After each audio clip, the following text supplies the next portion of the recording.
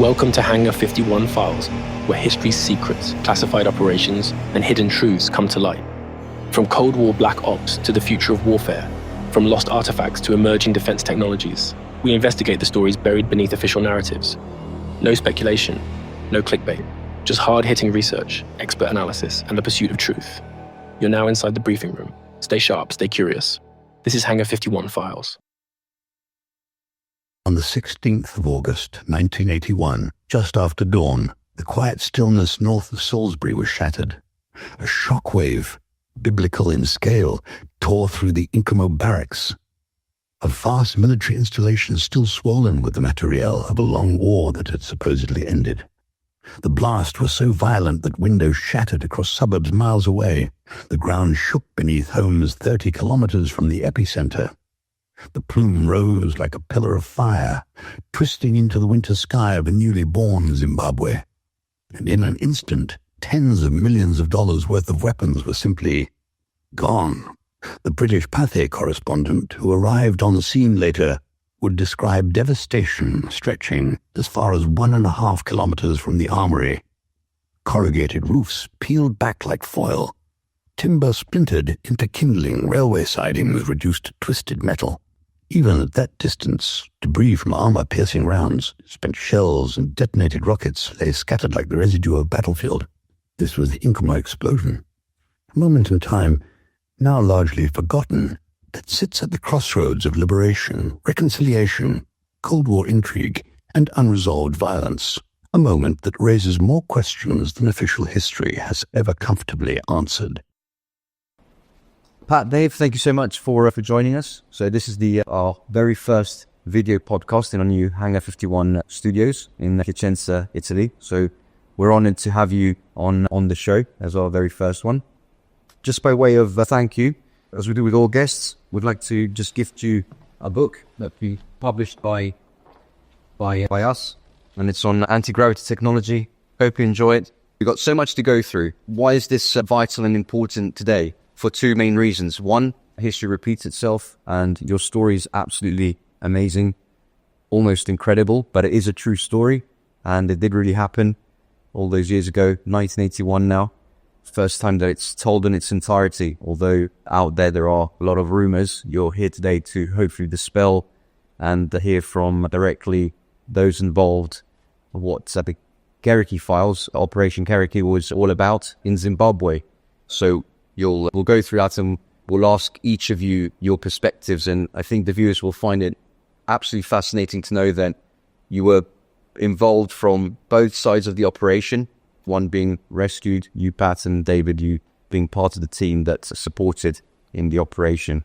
And without further ado, I just wanted to introduce both of you, and I'd like both of you to expand a little bit on the intro. I know it's probably not going to do it justice. You're absolute legends in the world of African military history. So maybe we'll start with you, David Scales. So ex-Rhodesian soldier, special forces. You were tasked basically with the impossible, which was, together with a team, to save Pat from the sentence he was facing in Zimbabwe after the Rhodesian War. So you've done many things since then, and I kept it short because no one's better placed to give us your background than yourself. So maybe a little bit about yourself and what units you worked in, and over to you. Okay, thank you very much, Ed and Doug, for inviting us over.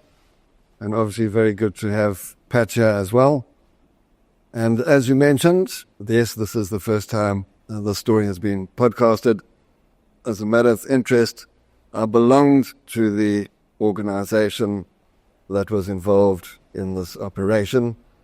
I have spoken to the guys who are much closer to it, and they are all happy with the facts that I'm going to present to you today. Before I move on, I just want to mention something. It may sound trivial to a lot of people, but it really resonates with me. What I want to say is that some people never met their heroes, but I served with mine. This is in recognition for, in this particular story, the bravery undertaken by the team members that went in and did this. So where did it all begin? I and born in Rhodesia, as it was then, on the 5th of September 1952. So that makes me almost 73. And I cannot believe it, but it's 44 years ago to the day when this operation got underway, and a little bit more about that. So I went to a very good school in Zimbabwe, Rhodesia, called Falcon College, a great boarding school. But I did not excel in sport, and I certainly didn't have any great academic qualifications, but it did give me a great grounding as to what I was going to do after leaving school. I actually got a bit bored and irritated during my GCEs, and I said to my father, you know, Dad, I don't reckon you should. I think I've gone as far as I can from an academic point of view, so I want to join the army. And my father was delighted to hear that news, and I'll mention what my father did because I think that paved the way. He was an inspiration to me in terms of what I wanted to achieve in the military. So my dad, British born, 1925 era, and he was in the Paras. What I really enjoyed about him was he actually parachuted into Normandy, into Rhineville on Operation Overlord, part of a Pathfinder team. It was part of his job to lay the radio beacons along the Caen Canal and the River Orne to bring in the gliders. So he actually parachuted in on the 5th of June, before midnight, in readiness for the gliders that eventually took off just after midnight. And how great it was to go to the 50th and the 60th anniversary, where my dad pointed out to me where he landed, what he did, where he stayed, where he was wounded and evacuated back to UK for remedial repairs. And once better, found himself going into another great operation, Operation Market Garden, which was in Arnhem, where he parachuted in again, got wounded again. After VE Day, he found himself in Singapore, fighting the Japanese. From there, he went down to Indonesia, Jakarta, the Japanese there too. At the end of 1948, he decided, that's it. I've done my time in the military. I reckon I need to go somewhere else. Now, just looking back at what he did with so little, Britain was broke. And they went through a very bad recession between 1929 and 1939. And then, of course, they had the Second World War. So they were absolutely broke. What was a young man going to do with his life? Well, the Brits said, why don't you go to the Empire? And he decided he'll take up the offer and go farming in Tasmania. However, he only got as far as Cape Town in the Winchester troop ship and made his way up to Rhodesia because the next ship was only going to leave in 6 weeks' time. Got to Rhodesia and said, what a wonderful place this is. And then joined the Rhodesian Army. Spent some time on the Staff Corps and the King's African Rifles, where he operated radio sets out of Lusaka and Atlanta in the then northern Rhodesia and Nyasaland, respectively. And after that, he decided that what he was going to do was join the Police Reserve Air Wing and participated a lot in the Rhodesian War. But that would be for another story on exactly what he was involved in there. One of the things that really amazed me, I only found out when I read the book, that my father was also involved in Operation Sculpture, and that was flying SAS guys into Lusaka in his private aircraft.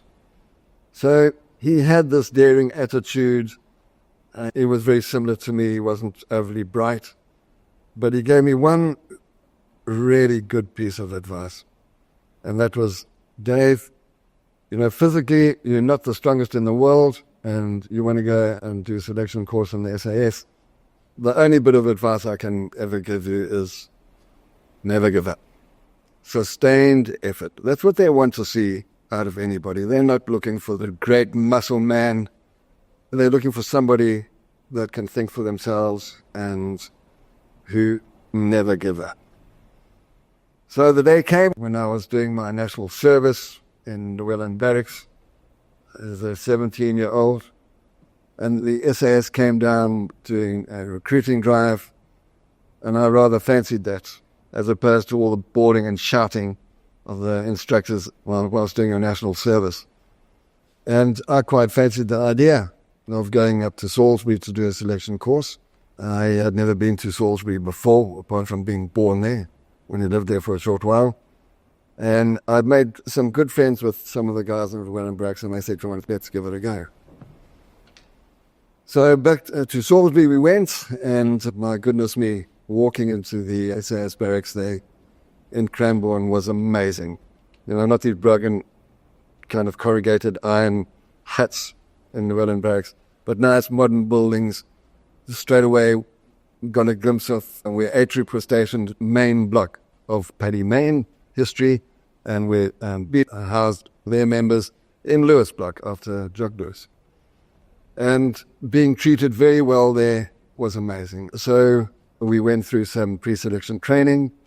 I then went and did my selection course in Yanga, which I really enjoyed, and it actually taught me a lot right from the beginning. The selection course in those days was that they would drop you off at a specific point on your own to make your own way to an RV.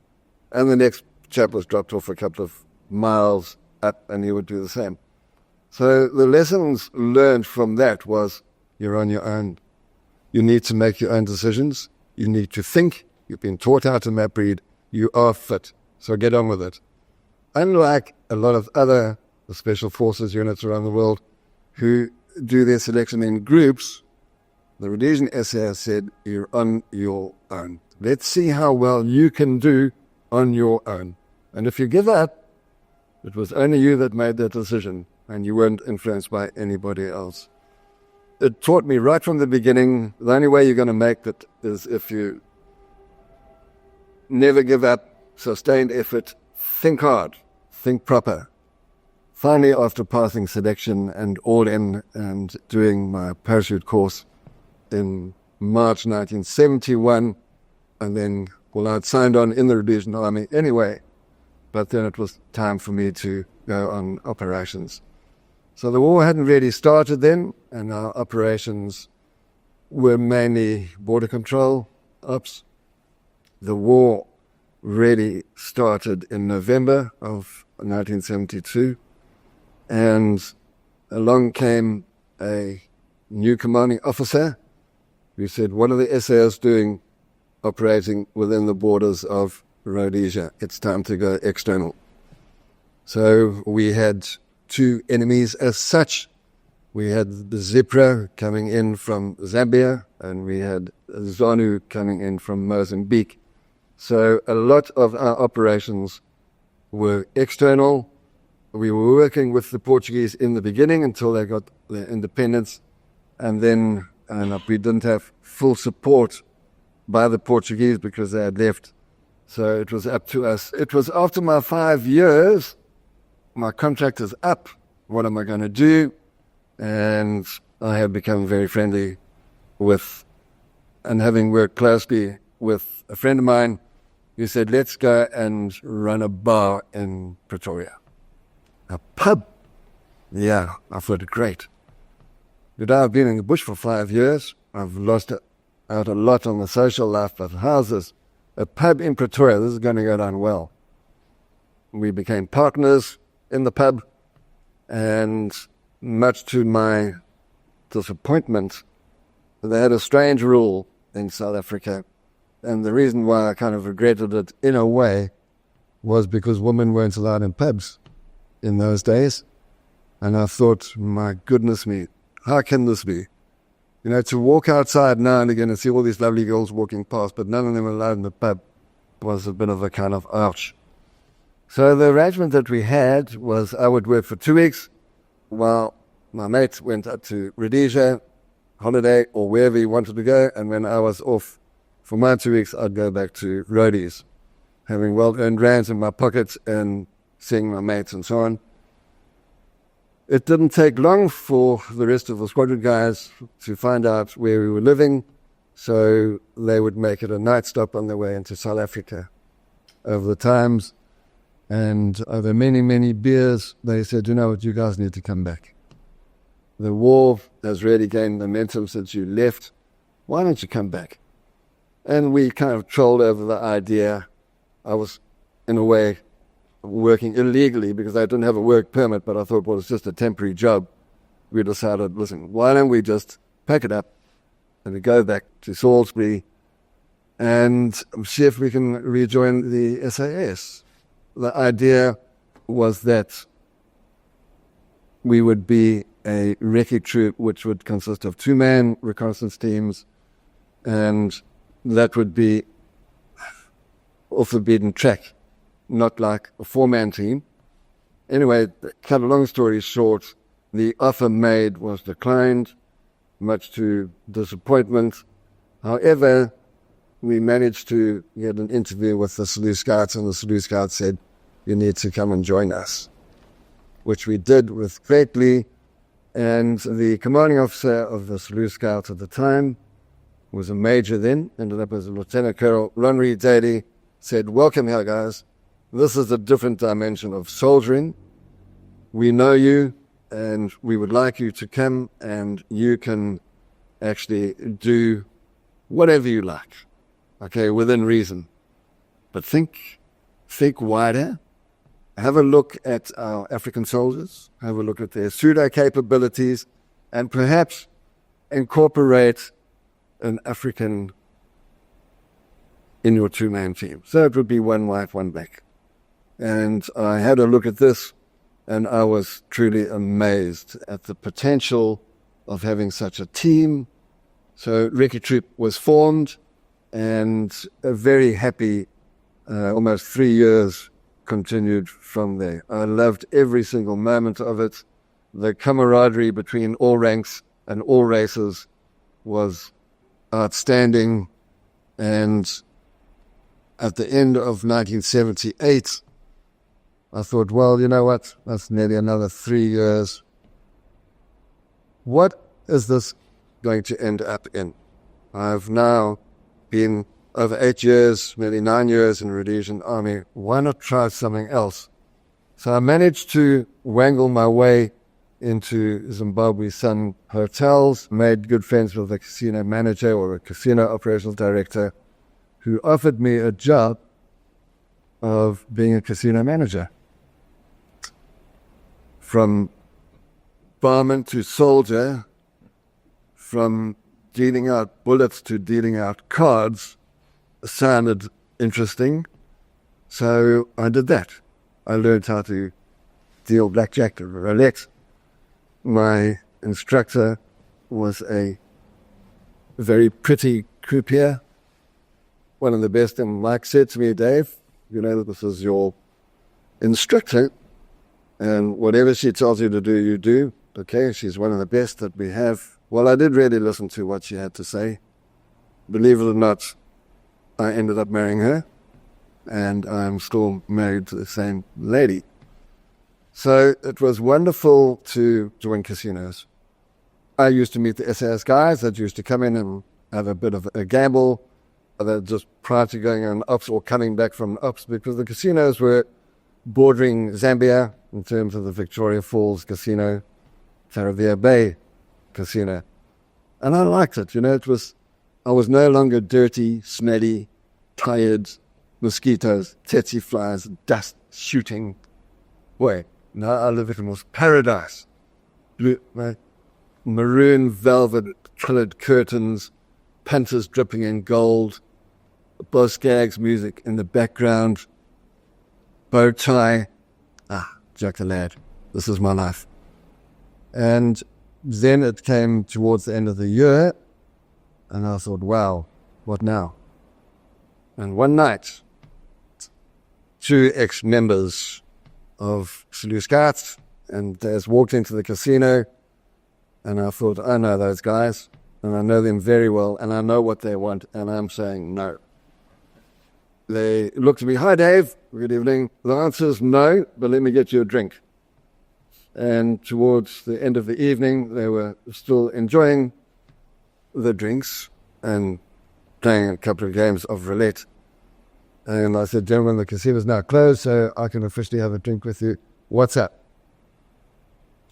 "Well, Dave, we need you." I said, "The answer's no." "No, Dave, think about it carefully. It is the end of the war is here. What are you going to do?" I said, "Well, I'll probably stay in casinos." It's not probably, there's no great future in that. Why don't you come down and join us? So I said, "Tell me more." And they told me more, and I said, "Well, I'll think about it." That then turned into, "Okay, I will come down." So it was now time for me to join the South African Special Forces. So I left Rhodesia, Zimbabwe, Rhodesia. A lot of my friends also joined South African Special Forces because we didn't know what else we were going to do. And so what year was that? 1980. Right, so 1980. So from dealing bullets to dealing dealing cards. Fantastic. So maybe if we just freeze it there, because we want to bring Pat in and your introduction to your background. So during Dave's progression through the Rhodesian War, then pubs, then back in with the Zulu Scouts, and then casinos, eventually leading to him joining the South African Defence Force. What was your background like? What were you doing during that time frame? And then maybe if you can take it all the way to more or less the same timeline, and then we'll maybe ask just a couple of questions that we've written here before we move on to the actual operation itself. So, Ed, thank you. Doug, thank you for having us here. And Dave, thank you. I wouldn't be here if it wasn't for you and your friends. So that's got to thank you all the time. I was born in Rhodesia in 1948. I was born in a place called Chipenga, or now called Chipengi, which is right on the east-south of Umtali. And I am told that I was born behind a cheese factory. My life from there, I spent most of my youth in Chipenga, and I did a lot of operations there. My father was in the Air Force. He was a technician, and he went up through the Air Force, progressing quite well. He developed quite a reputation as an engineer, a technical engineer in the Air Force. He was one of 6 Umtali schoolboys that were the first to go across to England to get trained on aircraft engineering, basically either engine tech or the other tech that goes with it. He met my mother there in England, I think at that time, but they came back to Rhodesia, and then slowly but surely she had myself, then my brother, younger brother, and then my 2 sisters, up the map, one and a half years after the other. Had a good life growing up. I had superb parents. They were very good. They gave us all a good basic background. I left school as educated as I could do, and sort of a lot of experience. I decided to follow my father, just stepping back. My brother and I had to do national service. I mean, they both did them in the Air Force. I did the engine tech element because I was basically engineering, because I'd gone to Azenburtsen Technical High School. And so I thoroughly enjoyed that. We used to work on the Dakotas, the DC-3s. They would come in, we would service them, help service them. As national servicemen, we weren't exactly given the primary role, but we always had a tech sergeant sitting on top of us, making sure we did the job properly. I then had a brief session on the Alouettes, but it wasn't long enough to be able to claim much from it. And I was unfortunate. A whole group of us went on the binge one night. And then we went into Salisbury town to go and chase the nurses. And I got out thinking everybody had beaten me to it. And I ran in front of this car and I ended up with a broken leg and in hospital, and I still have problems with that now. So I regretted that. But my time in the Air Force National Service was absolutely great. I then left and I was doing a diploma in civil engineering at Salisbury Polytechnic, and that was interrupted by the National Service. I then went back and completed that, and I went out and worked for a couple of years for a consulting engineer firm in Salisbury. We did many things, railway sidings, dams. One of the dams I surveyed and supervised construction ended up being a dam on the farm my brother purchased. My brother went into farming. He just absolutely loved it. That farm was just outside Marandella. By coincidence, the same dam. So, all interesting. Around about that time, must have been 2 or 3 years after that, around about that time, I was being called up too regularly to go to the Air Force. And all we were doing was going out to airfield and guarding the airfield. And it was the necessary job, and it was a job that had to be done, but I just wasn't happy doing it. So one day I decided, I had been introduced to somebody in a pub, and he said he was a sapper and that I should come across and have a look at it. So I went to the sapper organizations in Salisbury, and they were in KD6. And after a couple of drinks and a couple of hours, I was sold. I was going to become a sapper. Before long, I knew I was recruited in as a sapper in the engineers. We started to get the basic training. We went to the School of Military Engineering, did several courses, and there was a group of 6 of us that was selected to do officer training. And it was based over the whole year, not done at the School of Infantry in Guello. We were done there, and it was actually fast-tracked. So it was a comprehensive course. My group leader was Captain Vink. He now still lives in the South Coast. He was a good role model for us to go through. And eventually, in September 1976, we got 3 of us out of the 6 got commissioned. Probably 4 out of 6 got commissioned. And I'm now truly in the Army and enjoying it, really, really enjoying it. For the first time, I had a passion for my career. I was immediately posted to Engineer Directorate, which is the headquarters in KD6 of the engineers.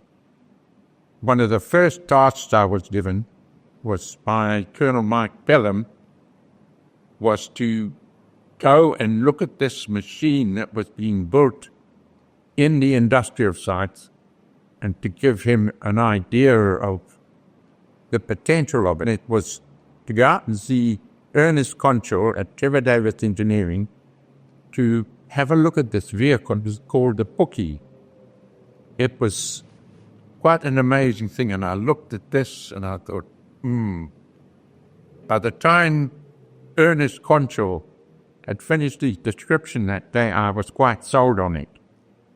So I helped Ernest build it based on my knowledge, not really a great amount, of landmine warfare in Rhodesia.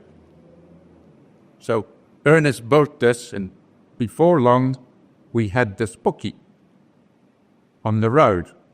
And the very first thing we did on that first Pookie was take it out for a trial run out towards Matoka. The Pookie would drive in front of a convoy, and when it detected a mine, it signaled, and the vehicle behind would stop, and the operator would get out and search for the mine, and either indicate it was a mine or not. On most, right at the early part of that, they were picking up all these metal beer cans and Coca-Cola cans, so it was getting a lot of false alarms. On this trial run, it hit something, and I thought, yeah, it's going to be a beer can. And we were in a convoy with the infantry, one of the RAR elements. He signaled to me to come across and have a look, and sure enough, he picked up a mine. It had passed its, as far as I was concerned, I could go back to Colonel Pelham and say, it works. It's passed its test, and it was great. And at the end of the day, I think something like 32 bookies were built. It became incredibly successful, finding nearly 600 mines over a period of the war, losing only 2 or 3 bookies. None were set off by mines. We only lost 1 driver, not through the blast underneath a bookie, but from a terrorist looking up and firing through the windscreen with an RP-7, and the driver was killed. There were 2 or 3 vehicles set off a mine, but most of them were from remote control, but by hardwire. So the mine was laid and it had a wire, and it was hardwired, and the terrorists would set it off as soon as the bookie was over it. There are some pictures you can see, and the driver sitting on the hole, sort of his trophy. Behind him is a damaged bookie, and he's happily sitting there. So the bookie worked. It picked up mines. And when it didn't, the driver wasn't hurt. And some of those bookies were taken back and repaired without much difficulty. I then left the army, and I went and hitchhiked around America. I spent a year doing that. Then I came back to engineers, having taken the break because the colonel said to me and a friend, hey, you guys are going stir crazy, go and have a break and go on holiday. During that time, I'd met Cheryl, my wife. Now we divorced, unfortunately, but we had a great time. It really was great. I then came down to South Africa from the engineers, and I went in to look for recruitment options. What year was that? That was about 1980. Right, that was about 1980, 81. So that was just the Rhodesia. So just for the benefit of you, the Rhodesian wars were over. What's that? It was just over. I had come down. I had been promoted from the engineer directorate to go down to 1 engineer squadron to run the unit there.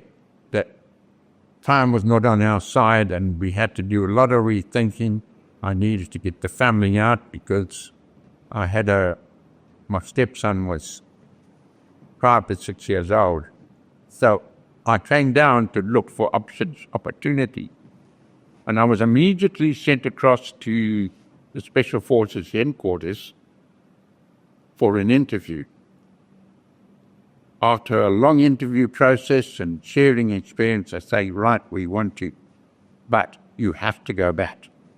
You better place for us up there than coming down to South Africa.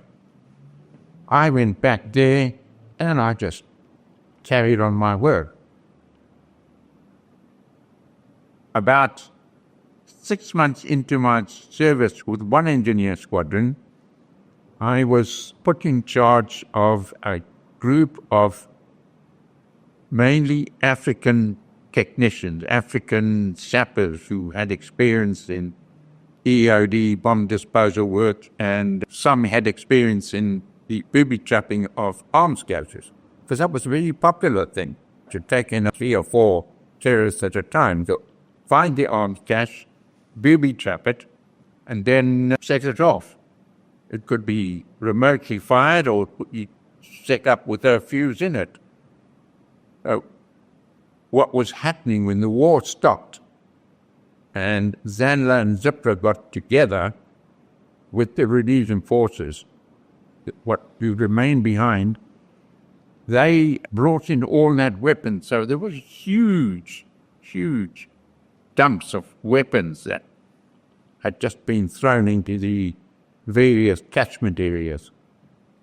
So this team were looking after the inspection of the weapons, determining which ones were safe to use, put them away, have them cleaned, and the rest were taken away for destroying. Okay. Well, I think it's a good time just to align. So around the same time you both had your careers in Rhodesia, and then it's quite interesting that both at the same time were approached by South African Special Forces, and I think that was, like, from your story, the first link. Of course, you were unaware of each other at that time.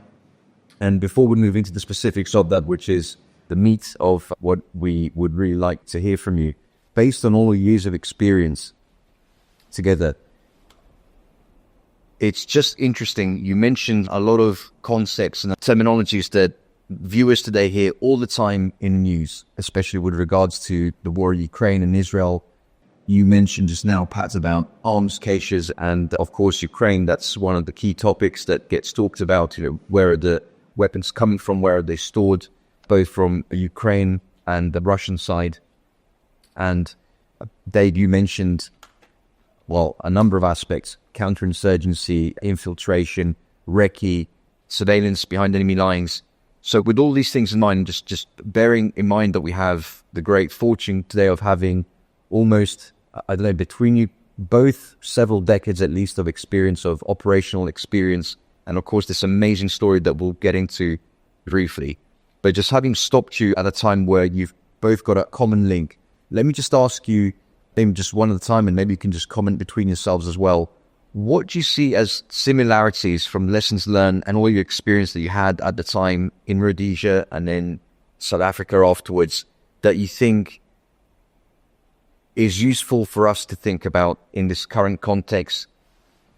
Because many things are rebranded as new and may not necessarily be so. And the name of the podcast today really talks about, we're going to go in great detail later, of course, but it touches upon perhaps one of the very first true instances of modern hybrid warfare that today is like branded about. So maybe, David, we'll go to yourself first. Like, what are your thoughts? Okay. My thoughts on it, I'm going to talk from a counterinsurgency perspective. With regards to Ukraine, that's a conventional war. I never fought in a conventional role. I've always been in a special forces role. Not saying that they don't operate during a conventional war. But what I would like to say, counterinsurgency during our time revolves terrorism tactics. As we sit here today, we all know that terrorism is on the march. No one seems to be able to defeat it. If you have a look at all these terrorist organizations around the world, how come they've never been neutralized? What did we do differently? Because I can assure you that during the Rhodesian War, we won the military battles. We just lost the political war. But tips from, I'd like to use the phrase, if you need a new idea, read an old book. Or how about listen to an old man who's got some valuable experience, and ask yourself the question, are we adopting any of those ideas? If it worked that well in terms of the Selous Scouts, what did we do differently as opposed to the other special forces units that were around at the time? And I'm including the South African Special Forces. So let's just touch on them very quickly. Patrick has described how he met their lot. How did we meet ours? South African Special Forces was only founded in 1972. And what they wanted to do was, let's get some first-hand experience. South Africa weren't fighting a big counterinsurgency war at that time. So why don't we go up and work with the Rhodesians and gather experience from operations within the SAS as well as in the Selous Scouts? In terms of counter-terrorism, pseudo-warfare was then thought about very seriously. We had got to a point where there were 25,000 guerrilla forces in Rhodesia. We had run out of intelligence. They had subverted the local population. We weren't getting intelligence from anywhere. Doug will explain to you his time with Party and their knowledge of the rural areas. They weren't able to provide us with any intelligence either. How can you fight a war without intelligence? It's impossible. So we look back in time and remembered in the days of Malaya in 1951, and the Rhodesians were also there, and that is the first I'm aware of when pseudo operations started. And it did work to a very limited degree. It wasn't pursued. The next time pseudo warfare was introduced was in Palestine in 1947. Can you give just a definition of that? The word pseudo comes from you're not real. So we use the word pseudo, whereby we trained our African soldiers how to be terrorists or guerrillas. So they would go through training called dark phase, whereby they started to think, talk, walk, behave, dress like a terrorist. And the idea behind that was we, in the units, would get information about a terrorist group in a certain area, and there would be a cover story to put in Zulu Scouts, a frozen area where no one else would be allowed to go in there. So a typical cover story would be, okay, get the helicopters airborne, get the gunships to fire in a specific area, make lots of noise. The Zulu Scouts would be dropped off, knowing that there is a group maybe 5 kilometers away, and they would arrive and say, look at us. We've just been given a hiding by the Rhodesians. We need to join you. And there was an authentication phase and getting to know you phase until these guys really trusted you, and then they would be captured. And they would be turned, and they would come over and join as a bona fide Zulu Scout. So at the end of the day, you end up with a lot of terrorists who've now converted back to our cause, if you can call it that. So what a great way of fighting a war. Pretend that you're them and go in, gain their trust, and then neutralize either by capture or otherwise. And it worked very, very, very well. On a future podcast, we're going to go to this in greater detail and tell you exactly how we did it, how successful we were at doing it, and has it ever been done again. Whilst in the SAS, I think it was 1974, we were operating out of the Portuguese Aldeamento, which is like a protected village, and the South Africans arrived under Colonel J.D. Breitenbach. I think he was a commandant at the time. And the South Africans would wear Rhodesian uniforms, and they were now getting a taste of how counterterrorism works. Up until then, they had a limited role in the South African police doing border control operations, but that didn't really work. So they came up and they fought alongside us, and they were damn good soldiers. And they also tried the Zulu Scouts, which didn't work as well as it could have. But like I say, we will do this on podcast. So, counterinsurgency, what did we achieve? Well, from a special forces point of view, we achieved a lot. There were too many people in the country at the time, so you had to go external. You had to turn off the tap. And that is exactly what we did. It wasn't always favored by Army headquarters, but General Walls was right. You've got to go out and you've got to turn the tap off. And the only way that you can really be successful on external operations is to use special forces from the reconnaissance point of view, from reconnaissance to sabotage, and so on. The Rhodesian Light Infantry played a major role in this.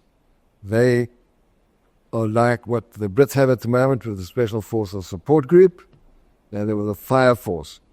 So whilst the SAS, the Zulu Scouts, would find these base camps they needed to be attacked, on the majority of cases, the attack teams that came in were from the Rhodesian Light Infantry, who were bloody effective and amazing. Your question about moving over to South Africa, to Special Forces, for over 2 years, I had worked with these guys, and we became great friends. They had a lot of respect for us because they had seen how effective we had been. 1980 comes, remember, it's been 10 years of experience. A lot of people have done 10 years in the SAS. In terms of Zulu Scouts, which was formed in November 1973, when you count the numbers that were going over, that was a great arsenal to have. So it was a draw card for me. I would be going into a foreign country. I'm starting my life again. But you know what? They trust us. They know what our capabilities are. They said, you come and join us. You just got to drop a rank and everything will be super. And it was. Okay? So my transition into going into South African Special Forces was great.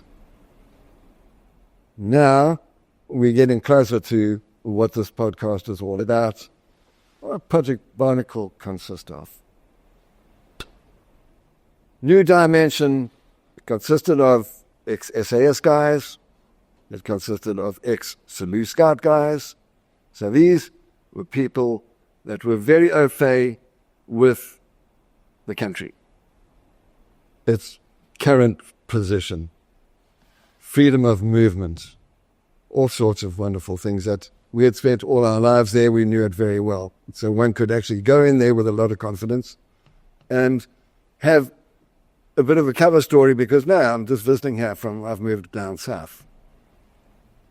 And the most important component, if you ask me, of that project team was the Special Branch, the VSAP, the unsung heroes.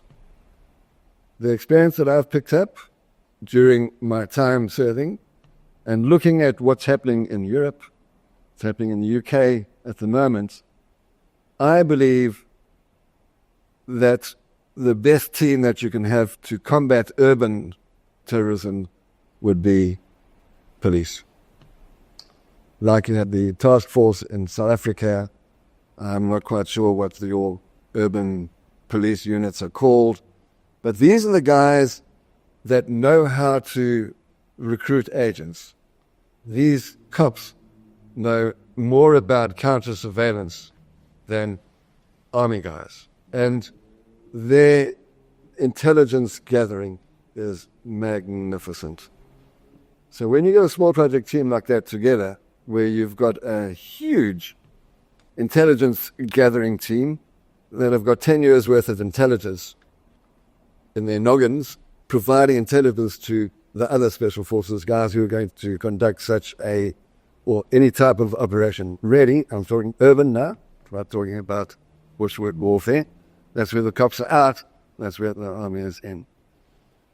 So that was the type of organization that I had the privilege in working in. Didn't last forever. It lasted quite a short time, actually, because I was more interested in getting solely involved in small team operations, something that we had mastered both in the SAS and in the Zulu, what I wanted to do. That is where I felt more comfortable. Knowing your enemy in the bush is totally different to knowing your enemy in an urban environment. And that's where the cops come into it. So I'm now in this organization. I'm surrounded by people that I regard as my heroes because I served with them in the SAS as well as in the Zulu. Huge respect for them. The Special Branch guys that were attached to the Zulu Scouts were also with us, and I had huge respect for them as well. Having respect also means that you have a lot of confidence. Having a lot of confidence means that you also have a lot of trust. Having a lot of trust leads to having a great sense of camaraderie. So all the elements were in place.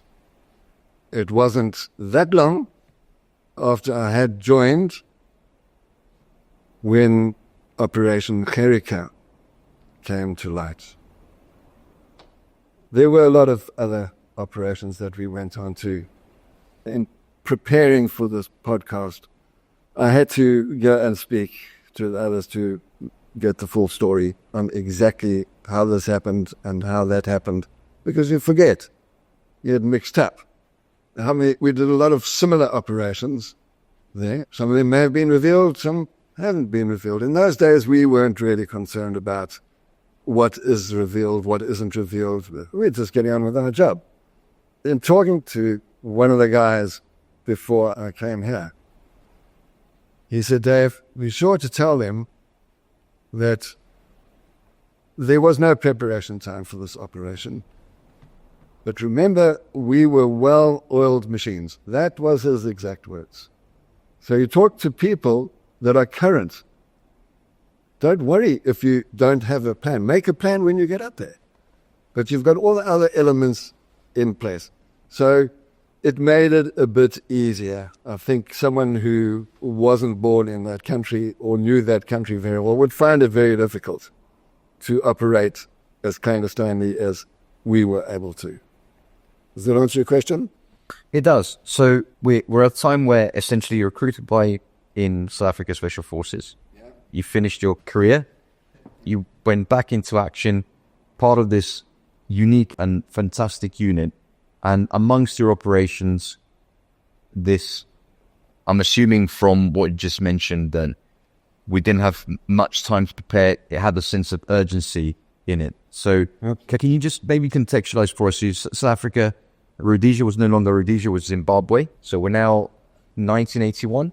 How did it take us in the briefing room? Okay, you're talking about the Gericke Files. Yeah, well, you mentioned it, so you might as well dive in. I know everyone is fascinated by how it came about. Well, I'm going to give you a brief overview of it, because it was a very brief operation. It was very quick. Not a shot was fired. How's that? The hierarchy of the project team were called in to Special Forces headquarters, and the question was asked, who is Patrick Gericke? The hierarchy said, who? Patrick Gericke. No one in the project team knows who this person is, because we see this as very urgent. Problem is that he is being caught. He is being interrogated. We don't know what he's revealed. We don't know what he hasn't revealed. But this bugger, through some ingenious means, has blown up the Zimbabwe National Armory. It's a massive thing. But it happened quite a while ago. Okay, so what? So your team need to get up there as soon as you can and get him out of jail. Yeah, but gentlemen, get him out of jail. Okay, it was as short and as sweet as that. And that was, I'm assuming, in Coma Barracks? That was in Coma Barracks, yeah. So a team was assembled. There is no operation name for this. There is no other intelligence for this. There's no time for preparation for this. How are we going to do it? Well, we'll work it out. That's how quick this thing had to be. I didn't realize, the other guys also didn't realize, how long he had been in incarceration for. We don't even know what he looks like. We don't actually know which prison he is in. Is he in Chikarumi, which is a maximum security prison? Is he in the Salisbury Central Prison? Where is he? Who is this case handler? How are we going to do this? So,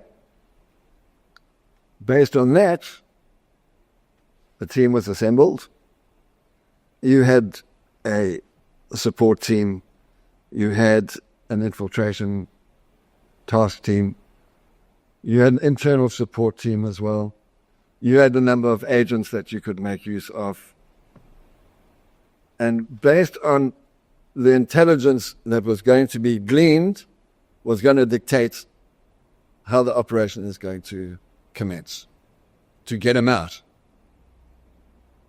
Crossing the border by foot across the Limpopo River, which is not far from the Beitbridge border post, at night time, cross the river. You can't do it in rainy season because there's a good chance that you're going to be grabbed by a hippo or a crocodile.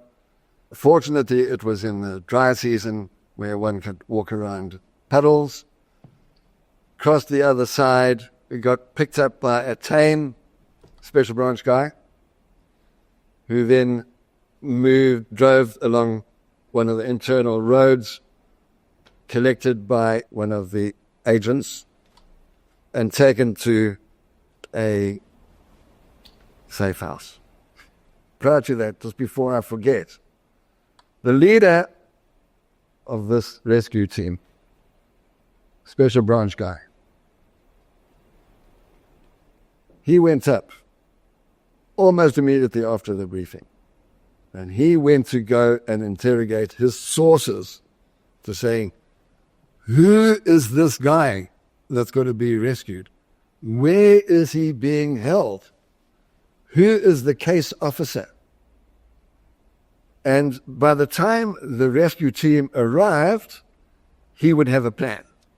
Night one, spent safe house. Next day, travel up, and hotel holiday accommodation had been booked at one of the lakes close to the capital city where Patrick was being held. And the plan started to come together when one of the serving SB guys who was about to leave the country was called upon by the leader of the rescue team and said, listen, who's the case officer? His name is Fred Farquharson. Okay. I know him. Used to play rugby with him. He's a good friend of mine. We've got to get him here. He is going to be the key to this escape. Without him, it's going to be virtually impossible. Let me just pause you there for a second, because there's loads of unanswered questions that I'd love to see if you can resolve for us. Bearing in mind that all this stories has been fraught with conspiracy theories and people that weren't present giving their viewpoint, and then of course the tides of history taking the turns and confusing the matter even further. Everything that you described sounds like a gargantuan effort for a person that none of you in the unit knew. You're talking about extremely high risk operation, virtually no time in planning, infiltration team, exfiltration team, case handlers, logistics team, and then I'm assuming, I don't want to give it away, but on the exfiltration team also, all the logistics with regards to actually getting back. When you received the briefing, did they provide you with at least a context as to why Patrick was so valuable, and why was it just an unsaid rule that you wouldn't ask too many questions? But bear in mind, you're going to risk your life.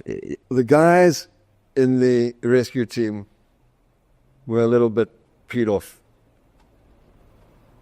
If this operation happened in August, This guy's been captured for quite a while. Why are you asking us to go and do this now? He's not our guy. So we are risking our lives for a mistake, perhaps, that you guys made. So the guys were a little bit annoyed by it, okay? Not because of Patrick, but because of the system. So the other point was high risk, as I mentioned to you a little bit earlier on. The guys were well-oiled machines. They had lots of confidence. They had lived in Harare. They knew the streets. They knew the police. They knew the military capability. Okay? So, high risk, yes. But probabilities, if you've got an insider that's going to help you, it's going to work. Without that man, Fred, helping, it was going to be a disaster. You talk about what are the logistics required. Money. Silenced pistols and money. That's it. There's no time to do anything else. Why do you need money? You need money to bribe. If you guys get into trouble, the only thing that's going to get you out is money. Cash, bribe, perhaps, but you need cash. With cash, you can do whatever you like in a situation like this. The team you highlighted had the frustration, probably confusion.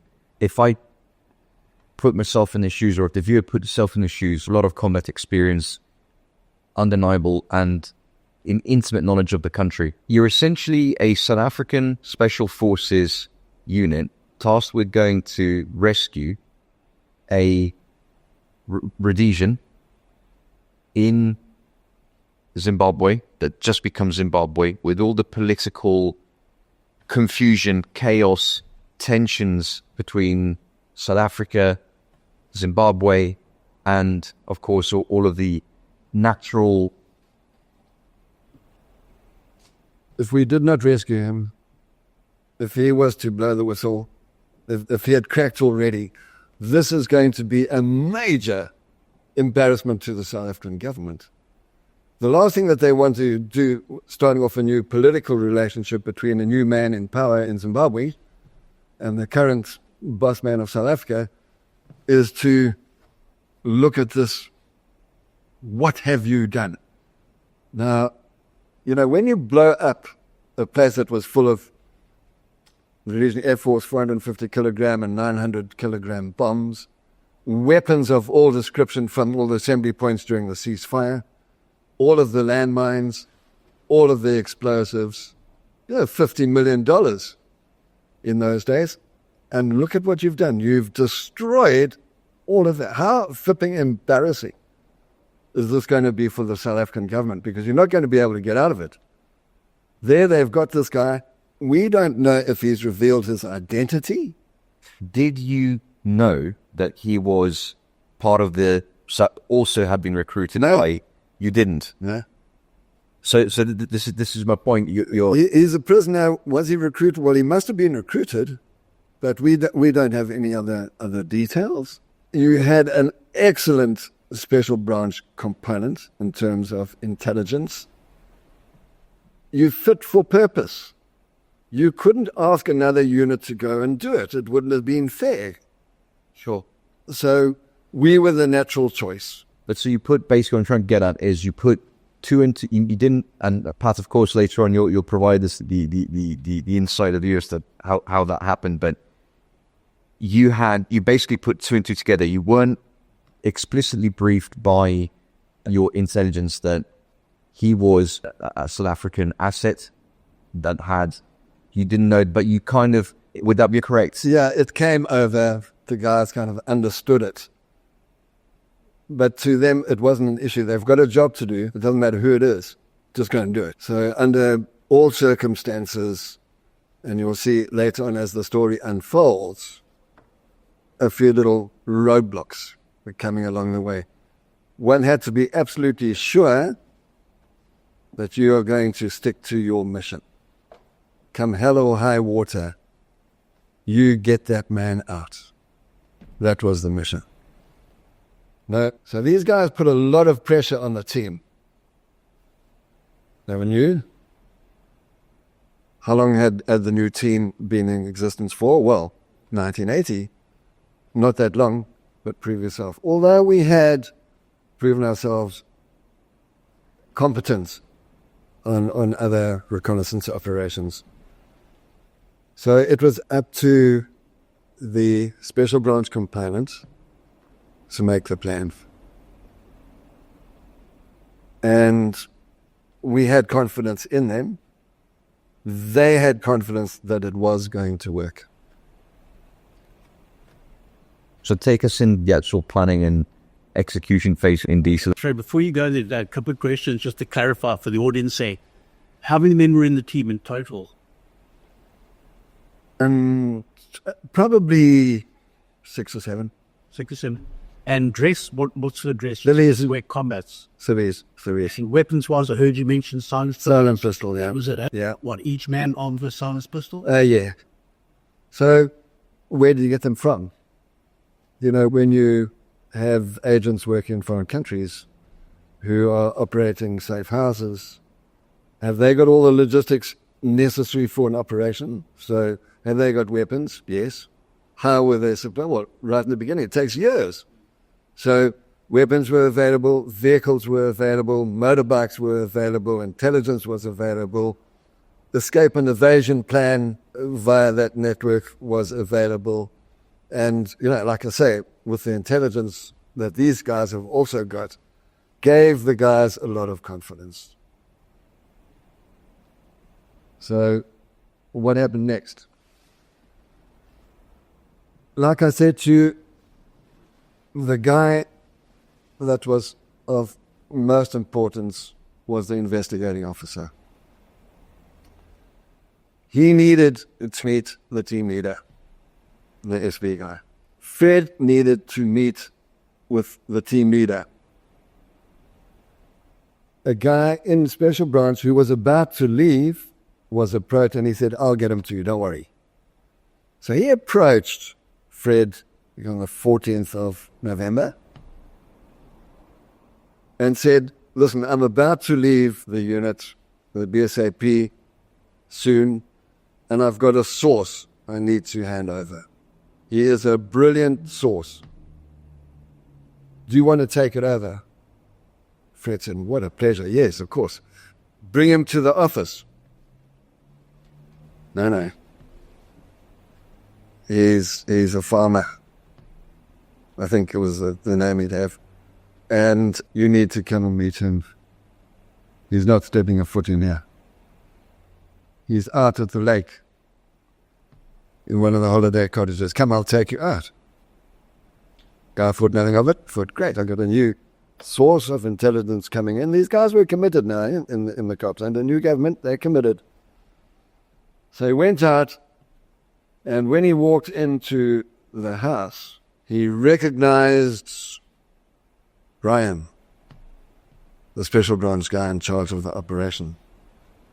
And he got the fright in his life because he knew that Brian was working for the other side.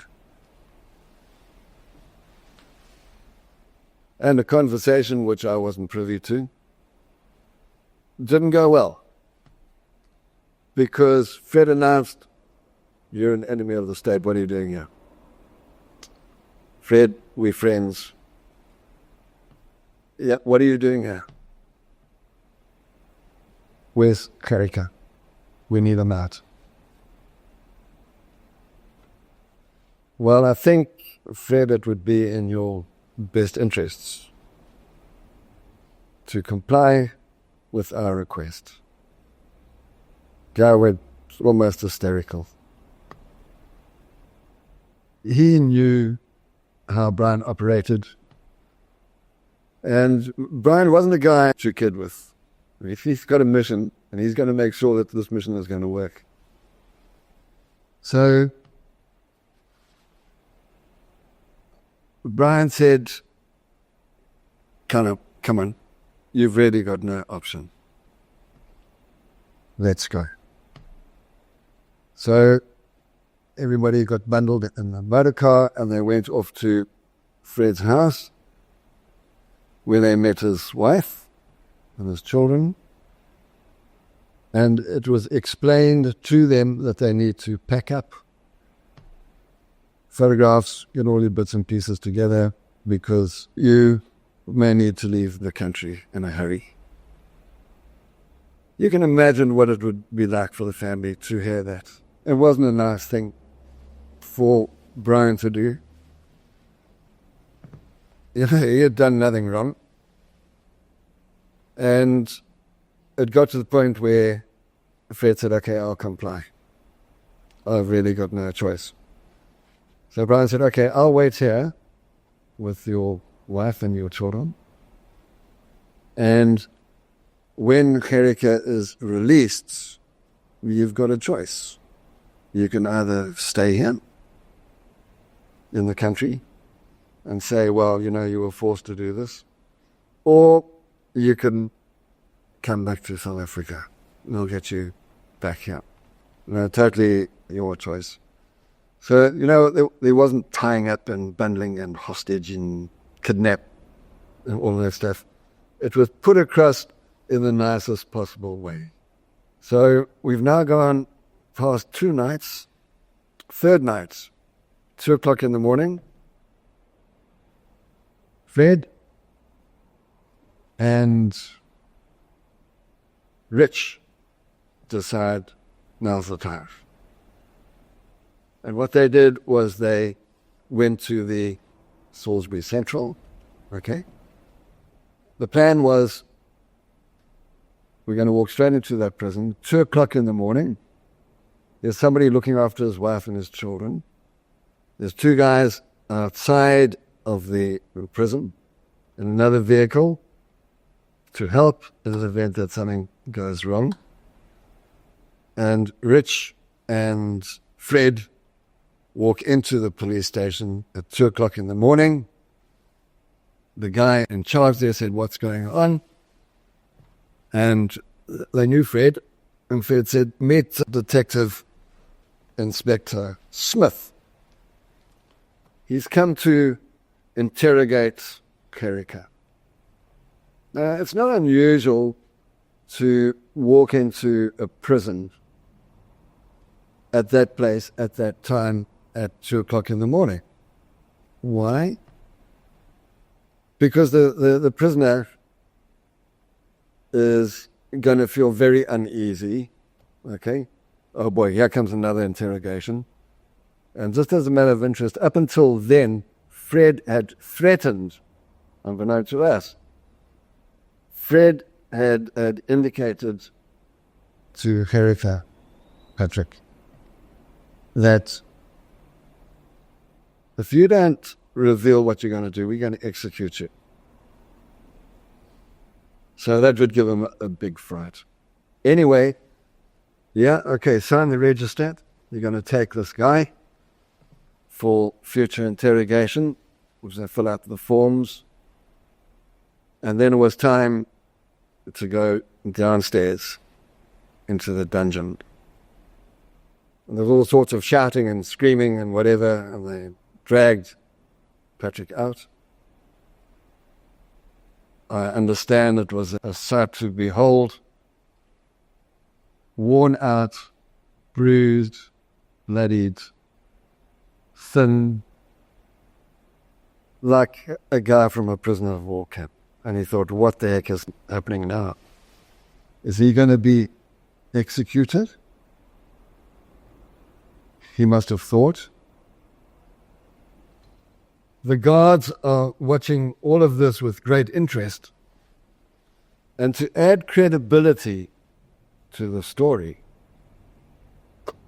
Rich then gave him a couple of hard smacks, much to the joy of the guards. So he got beaten up. And he thought, this is the end. This is the end. The guards seemed happy, but, as Rich told me, it was bloody scary. Because when they went downstairs and that jail door closed behind them, that's it. There's no turning back. If Fred turns rogue, I'm dead. And as described to me, a few days ago, when I spoke to one of the other guys, he said to me, you know what? Rich, the bravest of the brave. That is outstanding bravery, knowing what the consequences were. So everybody appeared to be happy after prison. I think you had handcuffs on. Yeah, had handcuffs on, bundled him into the car, and left. The escape is now on. So there were 2 vehicles that went down to an airstrip. And I understand that Pat was now totally confused. Who the heck are these people? He had no idea that there was going to be a rescue team coming up. What the heck? This is surreal. Very interested to hear. The thoughts going through the rescue team would have been, we've done it. They knew the streets very well. No one had known now, obviously, in the prison that an escape had just taken place. It was only the next day they realized, well, where is the prisoner? Why isn't he back? And where is Fred? Went to his house empty. No family, no nothing. And then realized something was wrong. But they only realized that when these guys were safely back in South Africa. Okay? So they drove down to quite a while. And when they got there, the pilot was waiting for him and got on board. Wasn't room for Bryant. And the aircraft flew out, but at a later stage came back and picked him up. So he was the first to go in, and he was the last to come out. The spectacular operation. Simple,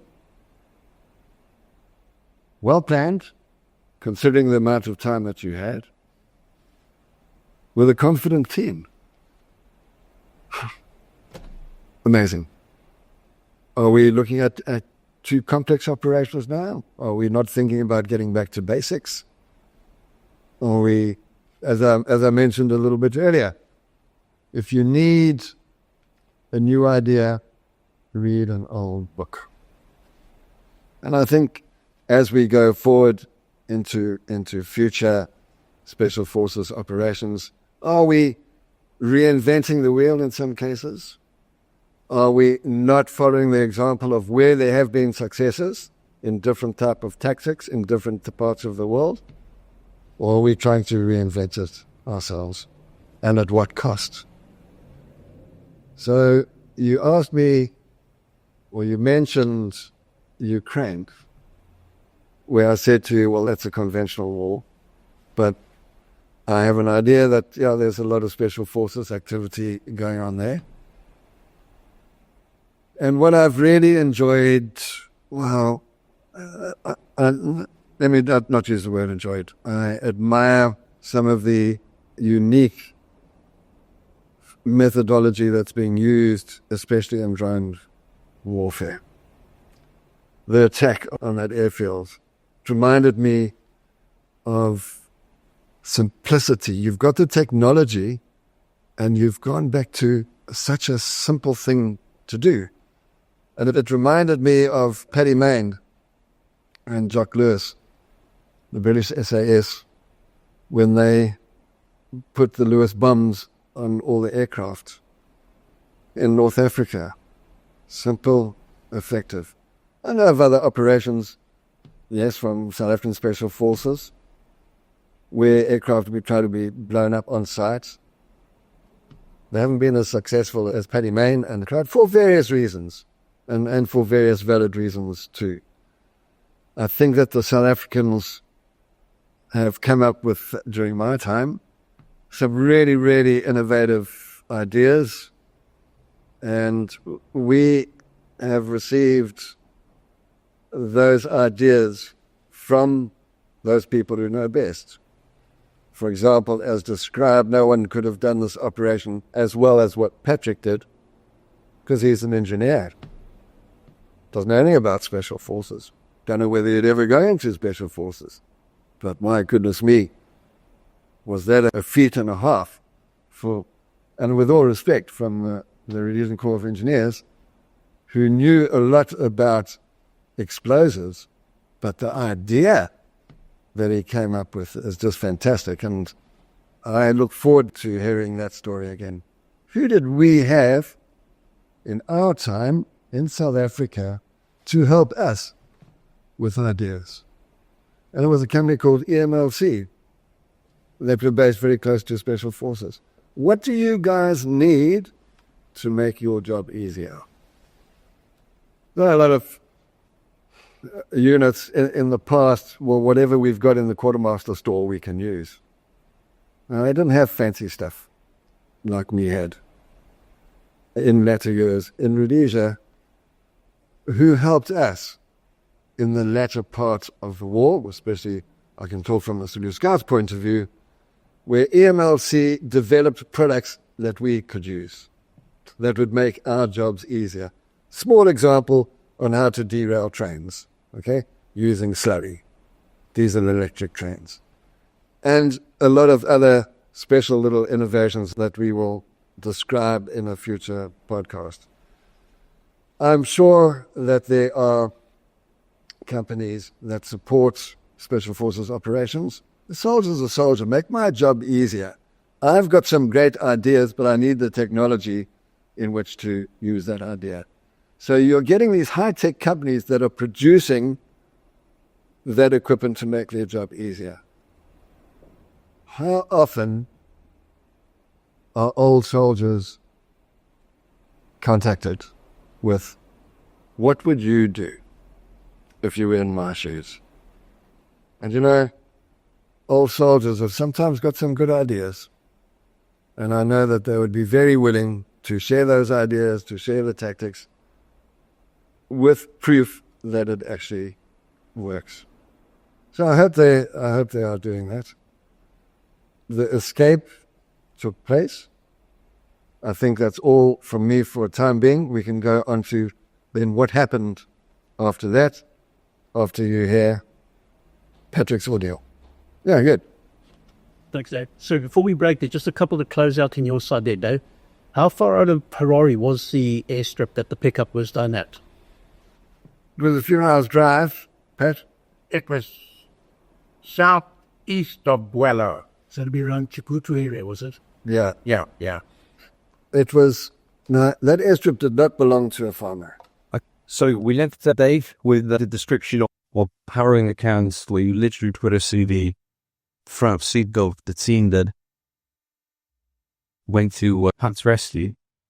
And I think now it's only that thing really to veered from the lips of the very person who basically suffered time in prison. But before we go to the actual rescue itself, we have felt an introduction where you had just been approached by Special Forces. You'd finished your trip with your friends and you came back to Africa and you went to search for a job in South Africa and you were first. Story with the Rhodesian chapter. So I went back to Rhodesia.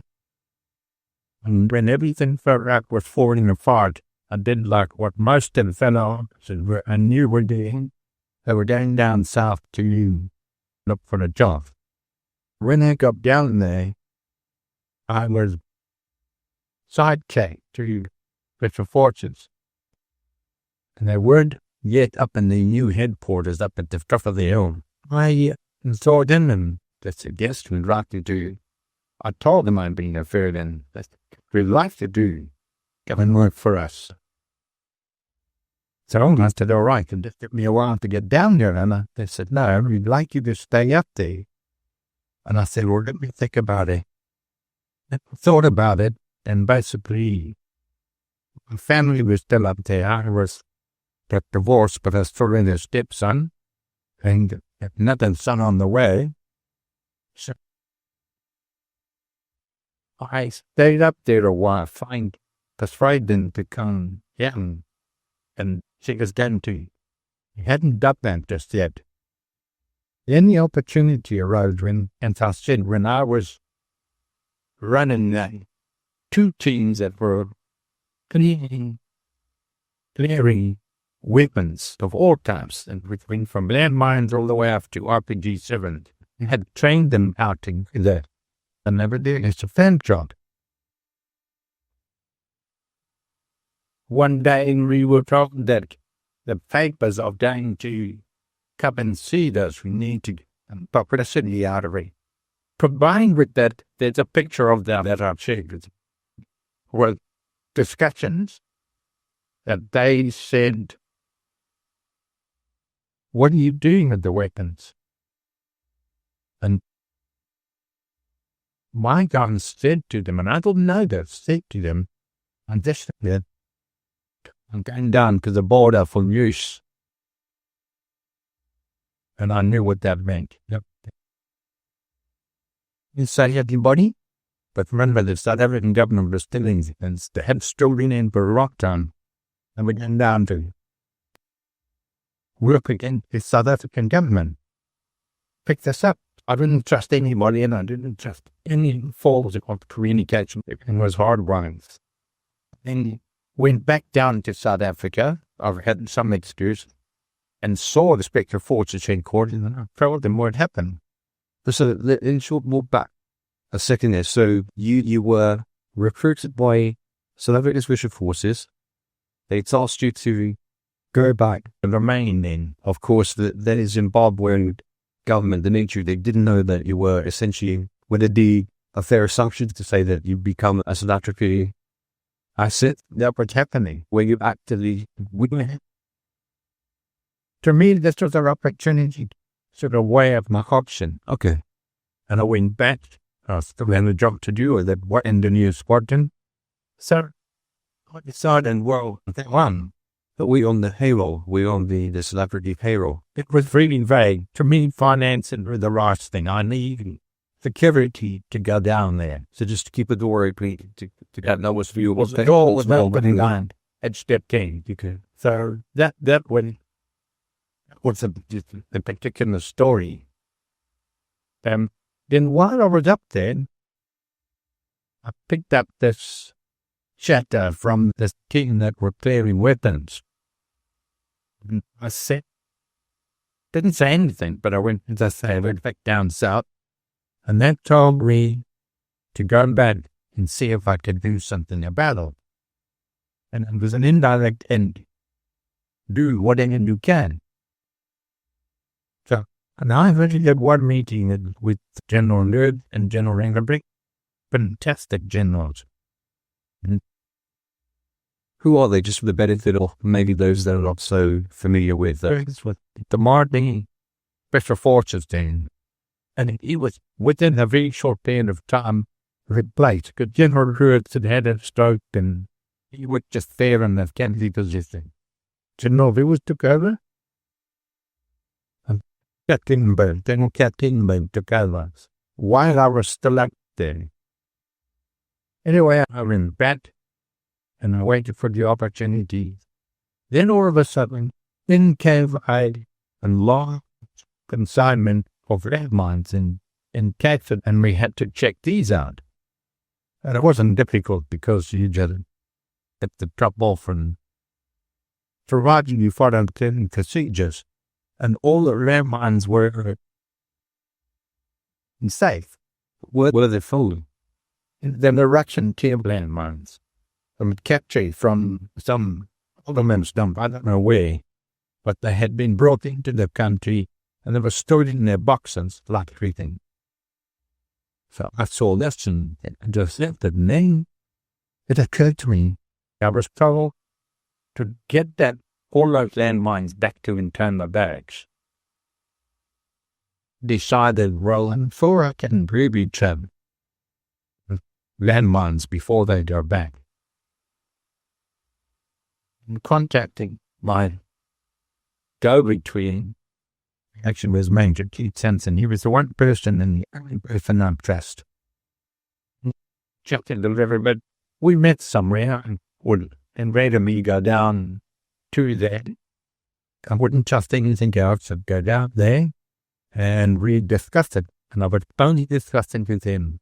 And his role, like, what was His role, he was an engineer, sapper, that was working at Army headquarters at that time. And he decided to go down to South Africa. And he went into Air Force's headquarters. And he went to General Engelbrecht. And General Engelbrecht was a long retired general and been called back in. And he had an amazing technical ability and a great mind for technicality and absolutely brilliant. He was for this thing. And there wasn't a problem he was approached with that he couldn't immediately solve or get the answer to. Myself, he sat in only, and General Engelbrecht and I emphasized to him this is three-way. It doesn't even go to General reaction. Engelbrecht said, all right, because they knew the gravity of the situation. So I explained that I needed some time to put in the boxes which are going to send back to Canada base. A call really ready to explain, and I got your friend. Keith Sampson came up quietly, and by then he was personally brought down because people and the sappers had all picked up that he was working for the South Africans. So he came in really quietly and drove me a tri-bar that was fitted into an ultrasound zone. You know, the little aluminium tubes. They put a timer into the first water with you to smuggling. Because when you turn the cap off, you've got a couple of capsules. And the two capsules out, you've got the arming switch. And the arming switch was 30, 60, or 90 days.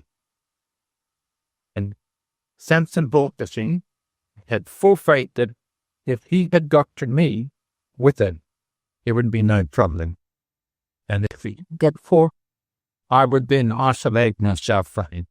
But on court, he would be arrested and he would not say anything. And he would hang out for 14 days. It's the usual thing. He would hang out for 14 days to allow me time to get up in this game. Go back down to South Africa. It's always like in the room in between the condemned. So just ask you one thing. You mentioned you had Keith Sampson. You went to, am I correct in understanding, you went to meet the fully retired general. He ran and specific to Britain, controlling its rifles and mine warfare at Spetsnaz headquarters. He was also with the South African Special Forces to come back from retirement to head up. And you mentioned before that when we were discussing the plan with him and Keith Sampson, not to tell General Lewis what was. There's a mole in Spetsnaz headquarters, a suspected mole which was right, and he was eventually apprehended. Right. And we weren't too sure. And you tell someone, it goes on and goes on. And I knew that Keith Sampson would not say anything because he would have then been in trouble, and General Engelbrecht had nothing to worry about. He would just get on and afraid. And I trusted General Engelbrecht, a brilliant, certainly a gentleman, so to say. We got the planners hidden in the Alka-Seltzers. You got 2 tablets of the Highland. You had yes worked out with Keith Sampson. Anything should happen to you had 14 days grace to be able to. That hadn't come up at a particular 2-day period. But wouldn't start to become aware that something might have happened. Unless I was told that, and his tone word was, had made it, got interfered with, he came back and I didn't hear it. And then the next week, the preparation was on. And he brought it up to me and he handed it to me at an obscure hotel location in the countryside. We knew now the Garvey special branch units were watching. And that was just out in close circles, you know. So it was given to me. And I'd realized that I was going to get into the landmines, and then that box of landmines was going to go to internal barracks. So I took the landmine, I went out into the countryside where I wouldn't be seen, but very carefree, and I took our TM46 at the filler cap on the side. You'll see from the photograph I didn't use. I took off, and then I took a brass wood gouger, and then the hole into the explosive, and I did it slowly. When it was ready, and I knew everything out for the ready, put in their timer and set it, and I set it to 90 days. So the cap, couple of little lights on that go on and off and on and off, that tell me that it was safely armed and was safe to do anything, and was 90 days. The worst comes to the worst, we tend to rhyme the rights of our death. But I made a mistake and it's gone out. But I would have been well away from everywhere else. But I made sure that it was time to go off at a particular weekend where the ammunition dump that was kind of buried was not a working day. In other words, there wouldn't be people on the site for the weekend. Tell me with that time, what did you, I mean, you knew the logistics, I'm assuming, of Coma Barracks to make that assessment, to make sure basically that the main destruction would be the action initiative with little to no loss of life. So the front to literally planned that set encounters of it. Before I did all that, I should have did a calculation. We're 90 days, and aboard the 90 days back, figured on that particular day, at night, wouldn't be the best time to arm it. I had to be home, and afraid that the timer wouldn't go all prematurely in mine, and then it would rust its immense until that week then go. I then put this landmine back in the box. It was a carrying case, quite a heavy crate, so about 7 higher than that and about twice as long, and the landmines were placed past that. Then new landmines that were found at the long range that burned down out in the countryside, broken by, I think it was the 14th of the north. So it was close to where we were, and then it was found close to us. And so what date would that be when you literally planted the timer? I knew I had worked out the timer to be 90 days. So essentially you cut her back, but you cruise it first Morse. The Trojan one, check. It was back, and then all the plates were backed carefree onto, along with all the other armaments that we had, and it was taken up to shore to counter banners. So you went from the countryside, you made sure that you put the time and did all the calculations, you inserted it into this brand new crates with the 1046 landmines. How did it take it from there to the main truck for them? We had a lot of, they would collect all the armaments and taking them to contaminate. Not only the stuff I had, but there were other units that also had armaments that they were brought in and put into, what were those camps called? They had come into the separate points, and they were asked to hand in the equipment, and they were worded on in the region they handed in the equipment. This was brought in, and because it was explosible given to us to check, I was the one engineer squadron commander. We checked them. And so what was through your head when you actually placed the timer in the crates? I mean, you must have realized that the severity of your actions, taking into consideration, man, from what you said so far, you didn't have a direct task. It was like an indirect suggestion. Would that be correct, from South African Special Forces? And so then then wouldn't talk about it. They just provided the timer for me.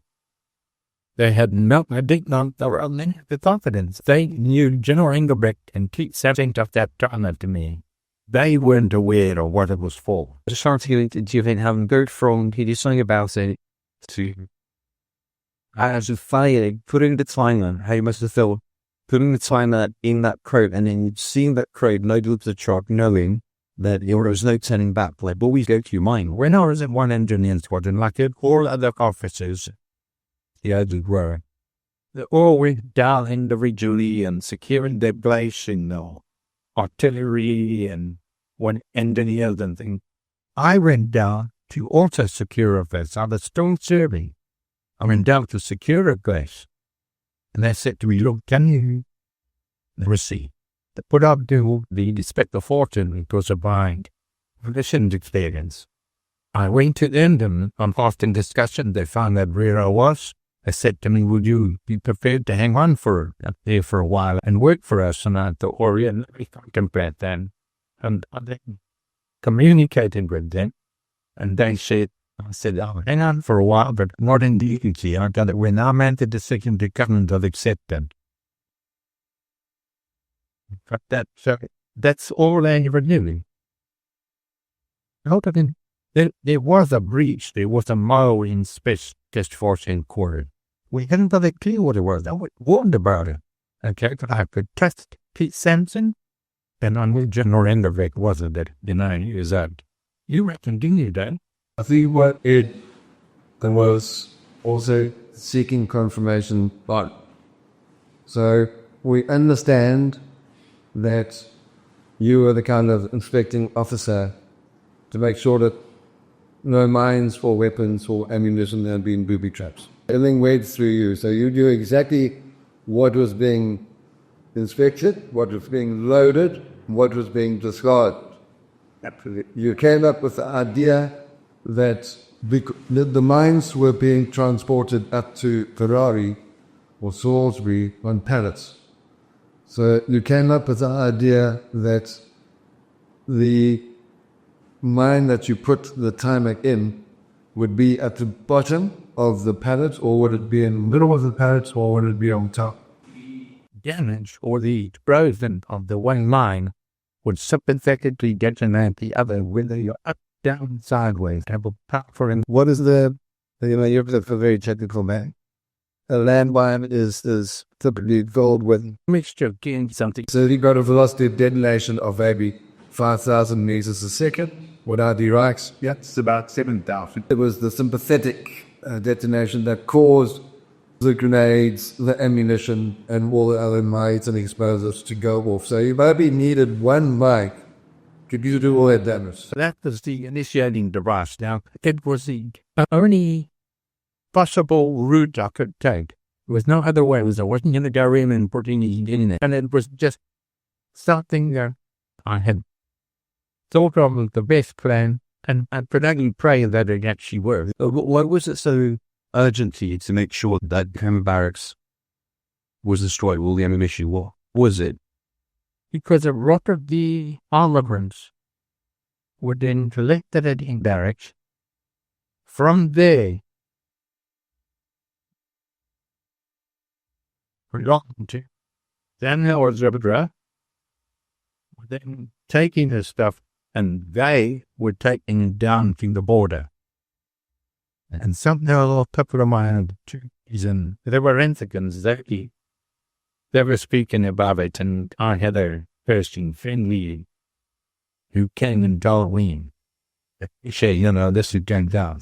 So it wouldn't be fair assumption to say then the motivation, because it's such an incredible act to do when, especially in the absence of clear orders. Would be a fair assumption on what you're saying is that because you have received the information that ammunition was going to be used for threats of life to civilians or other individuals, that you thought the best course of action, because it was in your power to do so, would be to destroy it with zero to minimal loss of life. Would that be a fair assumption? Everything was going back to Hammer Barracks up in Salisbury. I was down in Borough, which is some 400 kilometers away. That's where my engineer squadron had one brigade, and then there was headquarters at the top there. Now, the route would guarantee that anything I made in footy would end up in the Commons band. I could only hope that it was in the right place. These were factors I had no control on. So walk us through the days and the weeks and the months that led up to the explosion. What were you thinking? I mean, Was beginning to wonder and what the twinkle about 110 days afterwards, after 90 days. Okay. So I just kept about my business and starting to plan. I was getting my ducks in a row to move down south. And I was so quietly. You plan something like that and you believe that it'll work. There were a whole lot of factors I didn't control. Any factor I control was getting it into the landmark, making sure that it was 90 days so they had time to come and pick it up so it didn't detonate into the squadron, and that it was safely delivered to Arbory, the barracks, which was in Salford, which was the kilometers away. And I knew in there was quite very isolated, and I aimed at trying to get it done over the weekend. But they were remodeling, particularly with Verizon, and in those days electronics wasn't really good, but it worked well. In fact, the same capsule were putting, there was a dozen armored cars there, and I said, oh, we never put in there because I happened to be up in Salisbury, and they got a call to say somebody's attacked the armored car, so he just got in and went down to think we could help them. It was well before I got mine. so they went off, you trying to go about the business, you try and plan with exfiltration essentially, in quiet way, because you don't have prior suspicion, I imagine. You wait 90 days, and you think to yourself, it's not going off. You said it's gone off for 10 days, that's 30 days later. What's through your mind in those 30 days? Yeah. You did go about your business and just make sure that there are safety factors in that you plan for. It's like going to go the bridge and quite sure if it's, they would tell you when they're renting and test the bridges, they put on explosive charges and hope. What a period of wreck.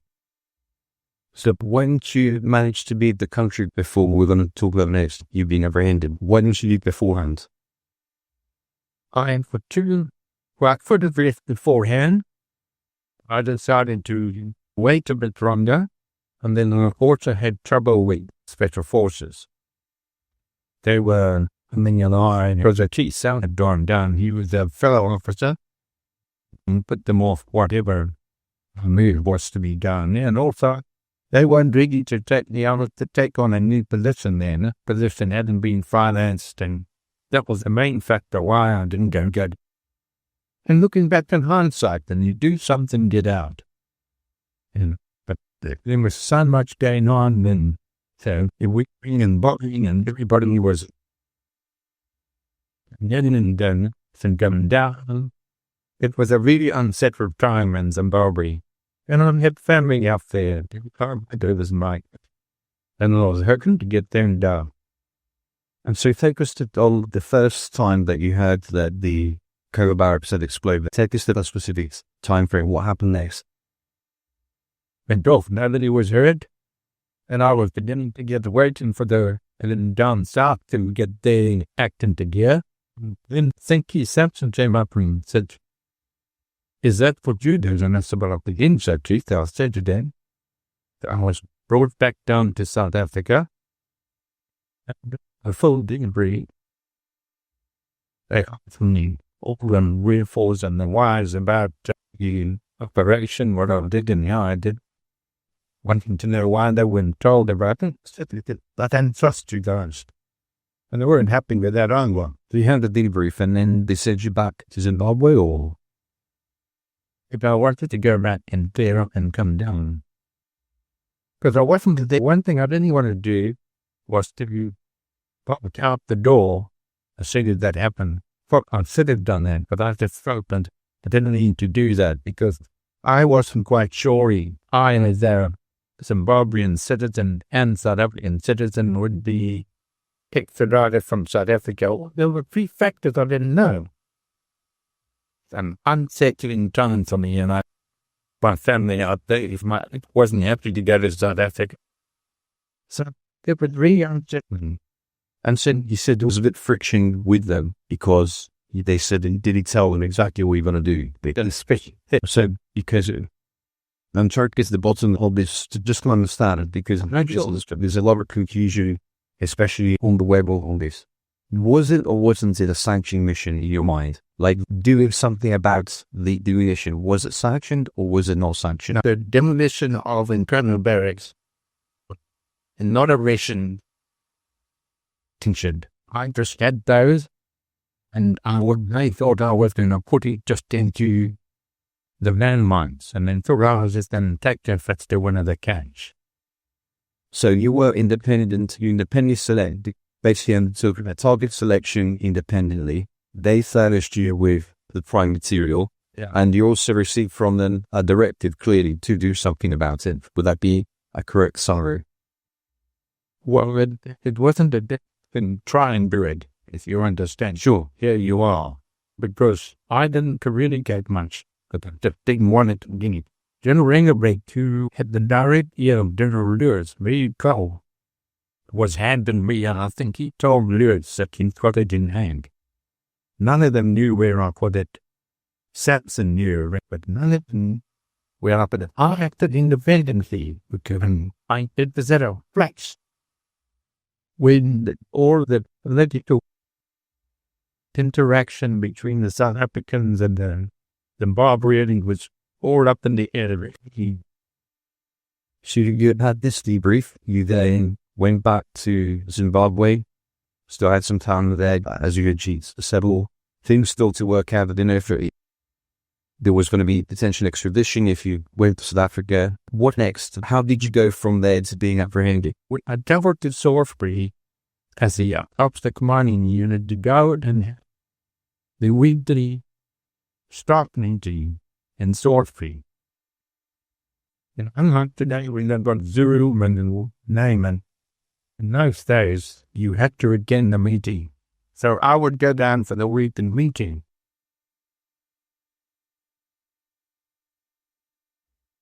And that's when I was in Salisbury. How did they figure out it was you? Like, how did all that? So it was said that my back found something in my bunker, right? You know, we had the bunkers, the KOC bunker, and part of the bunker, the basically was a room. And that was wrong. That was Peter Stone wording his book wrong. That wasn't the case. I said, now how they found out? And they would tell you that Fox said that he had nothing on me and he was going to release me. I didn't know that. But he still came and looked at that from Fox Pritchard when I've been risen in above. Was that the case? You must remember, if that was said to the rescue team, what could they do about it? Do they then say, okay, well, leave it, he's going to be released, or take it out? So the mission was to get you out. So Fred had mentioned that. How sure was he? Was that really going to happen? Did he say it so that he didn't have to carry on with this task? So whenever he said, If we've got nothing on him, how true was that?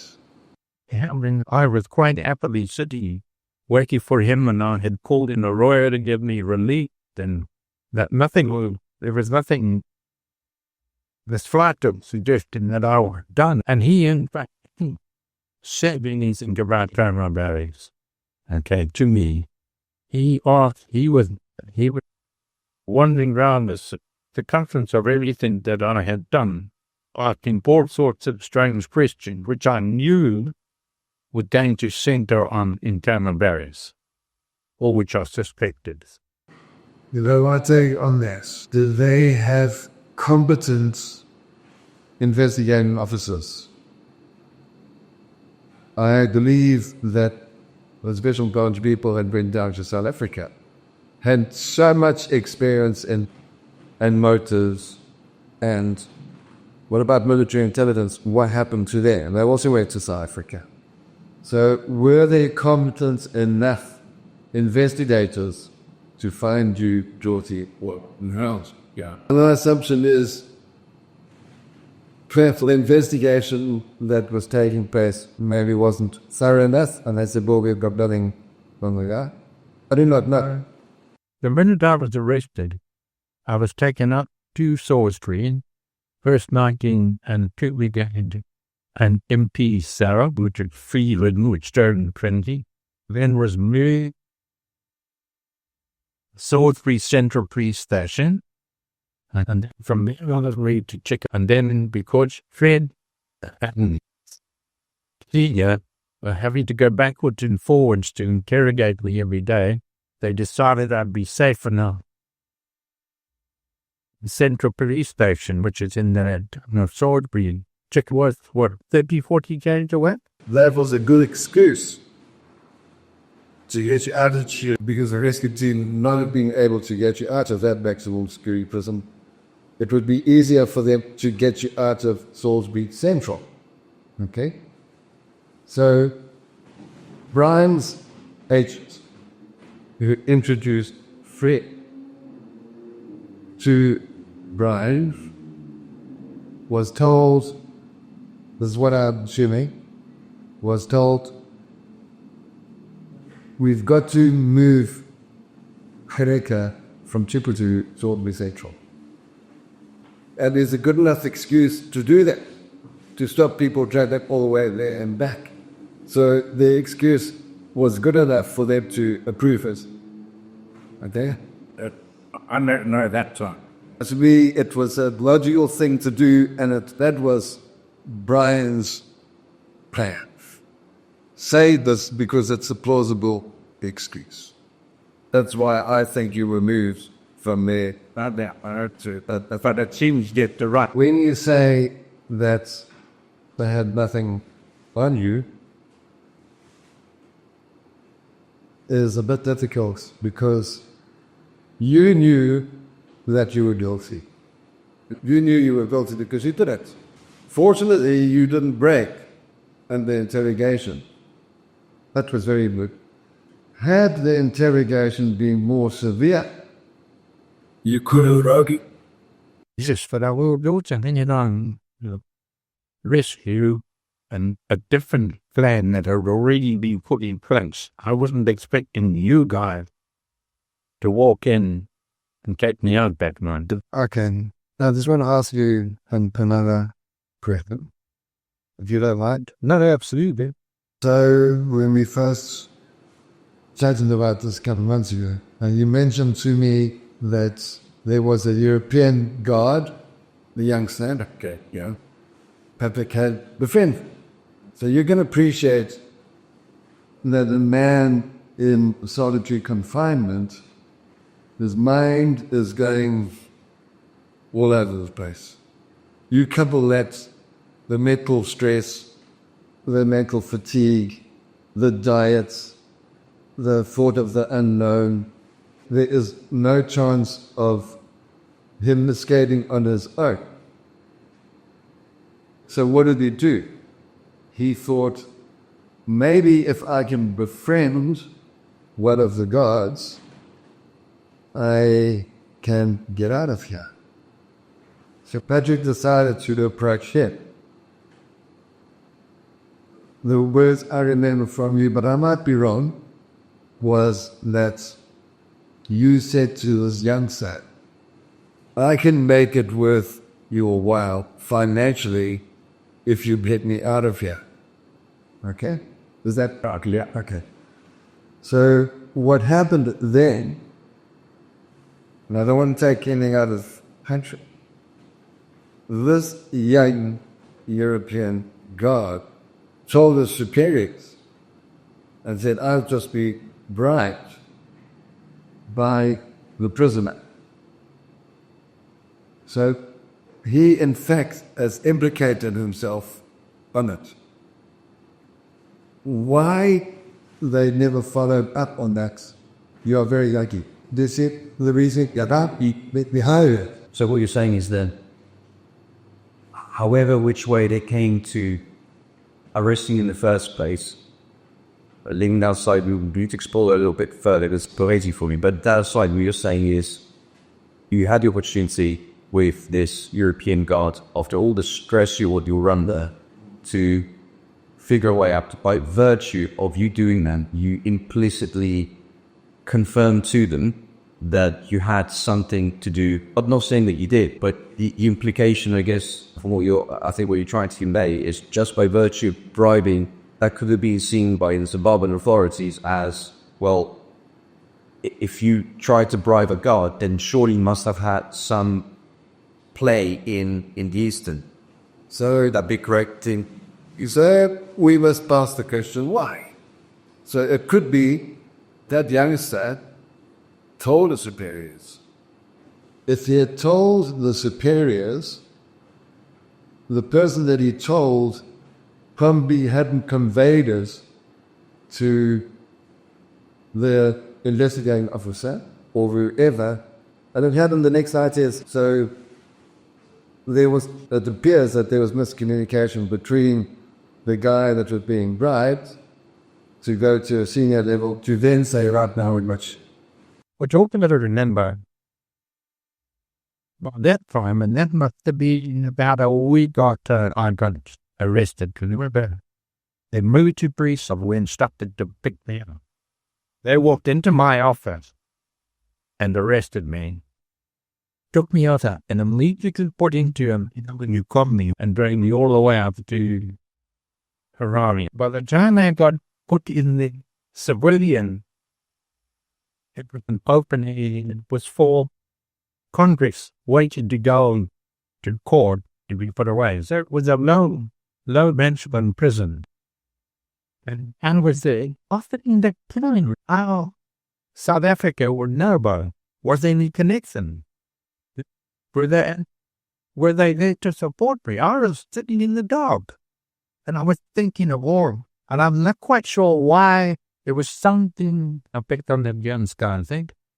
And something about, I felt I should, have the courage to get on. And I said, listen, man, help me out of here.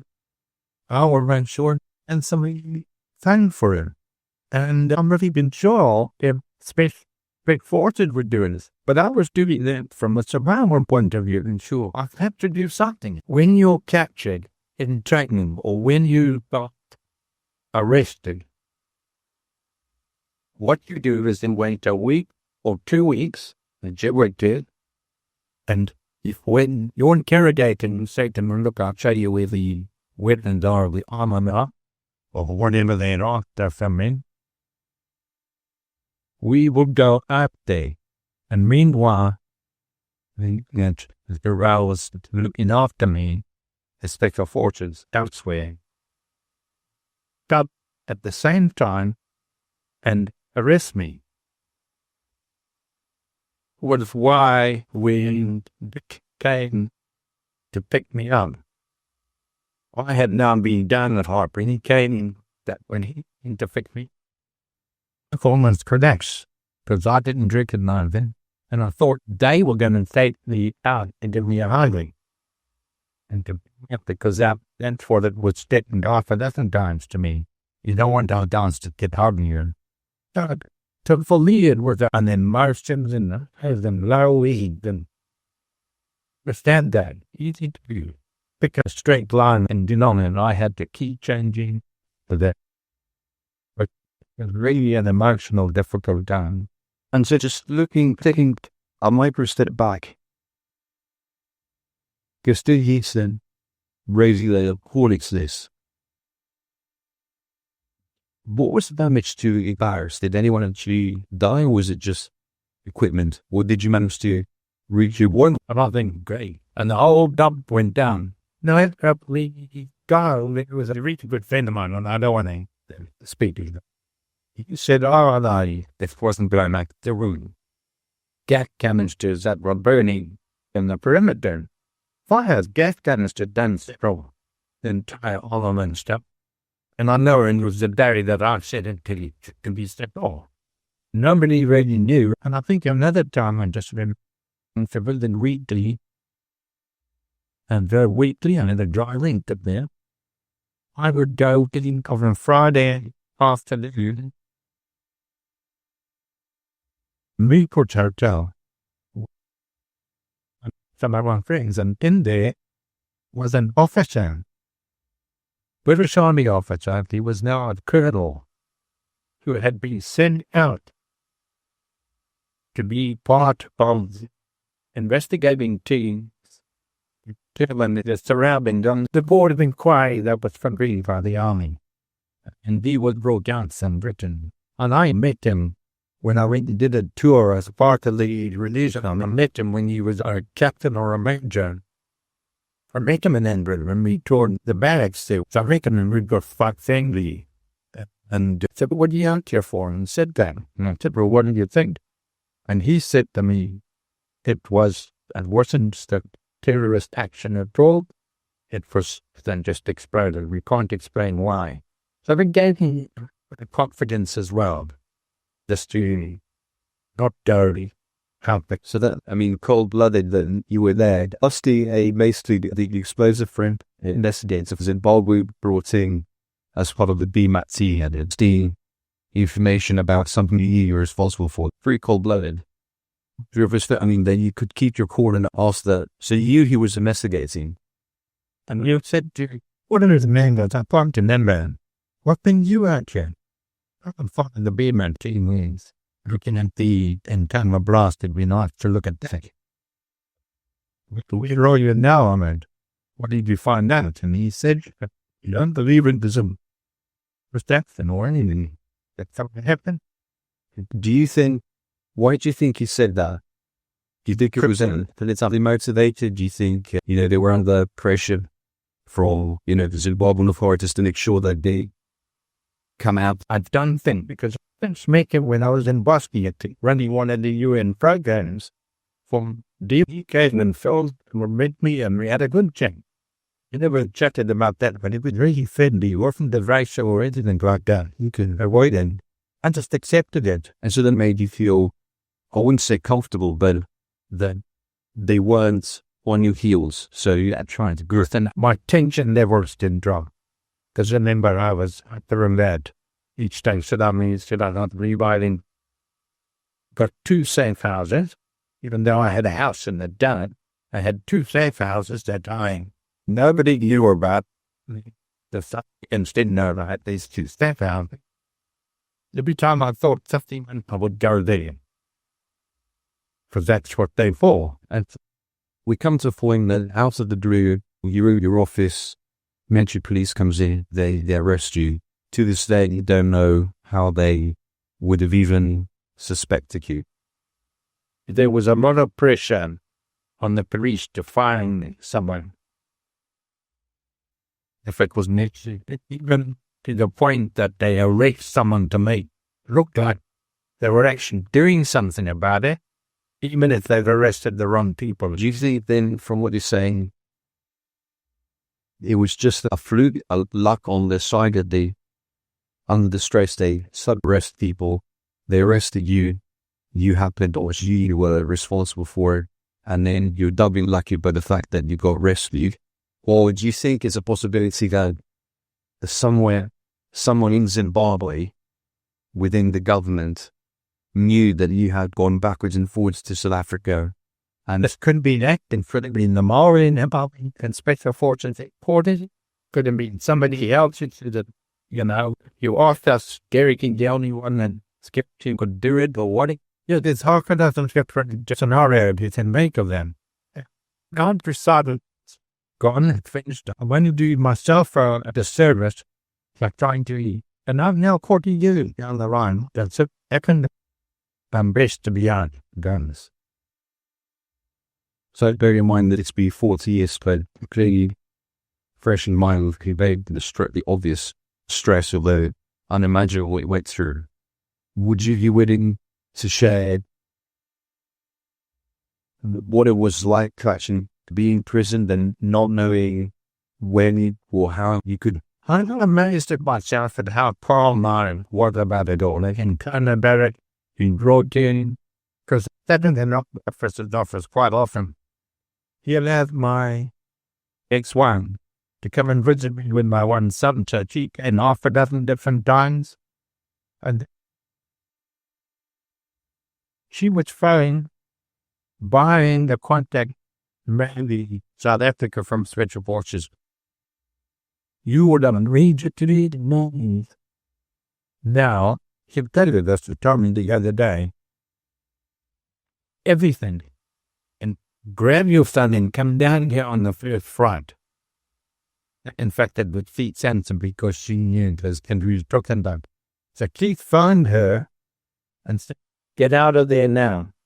Because she was coming to see me and wasn't quite sure she was back information, but they knew that I was arrested. It's a very touching situation in the family. He was taken out with the sole purpose that she was out of there so that they could mount that operation. I didn't put two and two to that together. I said, isn't my wife coming into there? No, she's going to South Africa. And I said, oh, her mother's ill, which I just thought. And I had no clue. Escape and rescue thing was never discussed. What do you remember about the rescue? That they had to rescue? Well, sleeping down in the dungeon, and I had been there for a couple of weeks and been fed on nothing but kapenta fish, which was really cut me out, like kapenta fish is actually. Well, kapenta is a really small fish that the local population catch in large amounts in fishing nets. They lay it out and then dry it, and then they eat it. It's very healthy for them to eat. It made me stink like mad. And I was reminded about this because I was sitting in the car with the Brian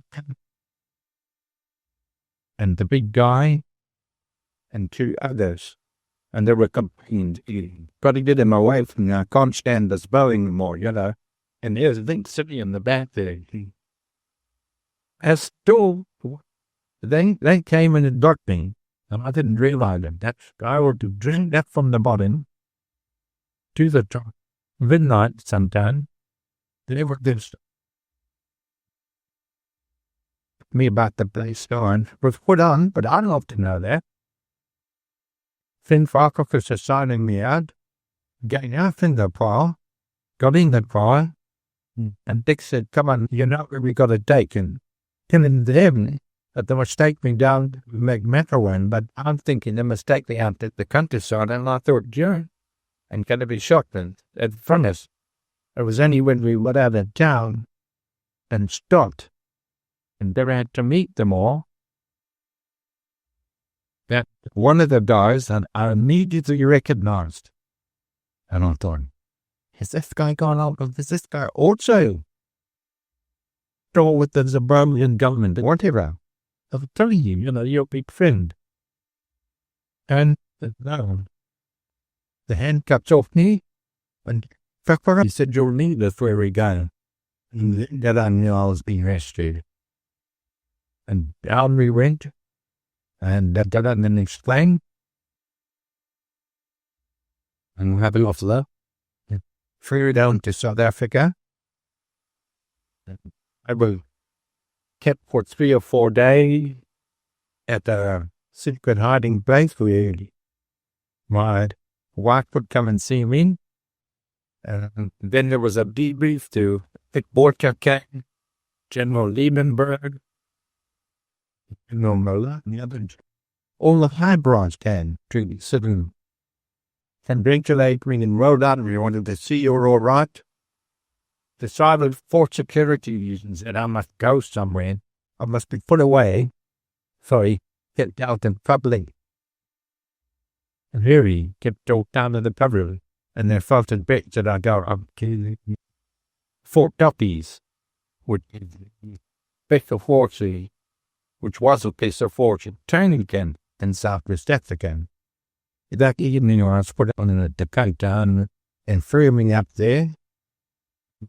Manila, which is on the border with Zimbabwe, and I was taken to Fort Docking. I spent 6, 7, 8 months there. And It was the most wonderful holiday on Pernilla Hand, because I was with this lion growing up and I defended him, and all freedom I could do with him what I want.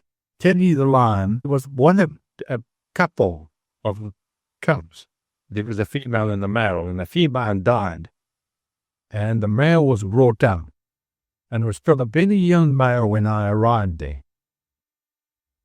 And there was all comings and goings, and I was the young favorite and fought there. I was the only one in them. 10, and the other group, they've all came and come back in again. And I sort of took on I was fascinated by him. So I took on the drawing, but he was just fine then. Would hear him roaring, and he'd come into camp, and I'd go into that a bit further. And he would eat, and then you could do what you wanted then. You could play with him and roll in the grass, and he wanted to play with you. So over a period of a couple of weeks, 2 months, him and I bonded, because I was the permanent feature there. The camp was always having training coming in. They came in at one stage. That we went to training. I helped him down with it, and then would go off and do operations. But I was permanent with Figgy, and eventually became one big friend. And I wouldn't want to, but I have to say I was really keen to get back. And so what happened? What was life after this 7 months? What did you do after it was life? When it was established that nobody was going to come down and try and grab me and put me in the boot and take me back up to Zimbabwe, then brought me down. I was told that I'm going to run the demolition store in Durban. I went down there. My family came with me and we bought a house there. Spent 5 years there doing demolitions and mine warfare, and it was great. Right by the seaside, we fought and incredible story in the end of it. I mean, starts with. I think I've shouted to done that by then of the lion in here. I know for sure, and we'll put them up for everyone to see. And still another day with someone hears about that. Eddie the lion playing over here. Is there this, like for both of you, the ordeal that you've both gone through? Are there any aspects that you feel like you want to explore further, that we should know, you want to clarify, so that we can dispel any of the millions of rumors that are out there, will blatant lies? And having heard you both, and from all the research we've done, 3/4 of them are just completely, don't match up to what you said. So Yeah. Well, like I said to you, before I agreed to do this podcast, I did check the facts with the major players to make sure that the facts are correct. So it is my belief that everything that I've said pertaining to the story is factual, is not third, fourth-hand information. I must say that the way that the operation was conducted was very professional. The absolute key players of this were the Special Branch Intelligence. They were superb. They knew exactly what was going on. And like I said earlier on, it gave the operators a lot of confidence. Fred Fasan was obviously the key person, and he not cooperated, the mission would have failed. It wouldn't have got further. The guys are saddened that this happened to Fred. He was a victim of circumstance. He had an option, really. He was well liked by the members of the rescue team. And Rich later wrote him to thank him for everything that he had done. And they were friends before Fred died. So it was one of those tragedies that happened.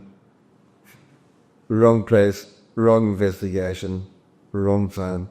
In terms of asking a friend and previous colleague to assist. Fred did feel sad about it because he knew that his friends in the BSAP thought he was a traitor, and he wasn't. He had no choice. But he could not reveal anything. He got on with his life, and very sadly died of cancer at the age of 49. That was about 5 years after he got out, wasn't it? Yeah, it wasn't long. So, looking back at it, the key point is what was described to me by one of the guys the other day was we were a well-oiled machine. It was kind of elementary in a way. The story that you just heard is about a simple operation, really, because it went hard public. 3 nights. Done. No shot fired. Amazing. And everyone got on with their lives thereafter. There were countless other operations that were done. At the time, no one thought that this particular one was extraordinary. There were other really extraordinary operations that we will discuss in future podcasts. But just it was extraordinary. It will remain extraordinary as well. And your initiative to do what you did, and to get through all of this. And what you taught us, and got as an instructor, that is quite amazing. But I do thank you for sharing your story a couple of months ago. Thank goodness I got that phone call to say, I'm glad that it has been told. And like you said, it's cleared some accounts and it is ludicrous. And I was very careful coming out there to make sure that what I told you is factual and substantiated by others. There may be a little piece here and there that someone couldn't remember, but that's not the crux of the matter. The crux of the matter is you've got to get that man out now. And 3 days, 3 nights, my goodness me, it's a trip. Yeah. Thank you for inviting us over. It's the 16th of August today. 44 years ago, tonight, it was the big loss. And we did our job. And I think we need to celebrate. Thank you. The reason I survived when being interrogated by fate in the prison there was secondly, first of my ex-wife. She came to visit me a lot with the son, and it was regular. And then my brother came. He came to make sure I was all right, bringing food in for me and bringing shit for me. And he decided to go and take a break, and he got arrested and put away for 2 weeks until they decided he hadn't done it. So, yeah. And thank you, Dave, for you and your team. We wouldn't be talking if it wasn't for them. Like a story sets of individuals, all of you are. Thank you for sharing the story, for being so transparent and candid. And it's maybe 40 years ago, but you put us straight here with you. And I'm sure everyone will appreciate the incredible times that we lived in, and that was a very complex era and a very misunderstood part of the Cold War. So thank you very much for it, and completely agree with you. Time to celebrate, and we'll take it into the bar. Celebrate. And you still be with us, the success of your operation, the courage of the team, and your resilience. So thank you very much. That's it for this episode of Hangar 51 Files, where we uncover the hidden, investigate the unexplained, and challenge the official story. If you found this episode insightful, make sure to subscribe, leave a review, and share it with those who refuse to accept surface-level narratives.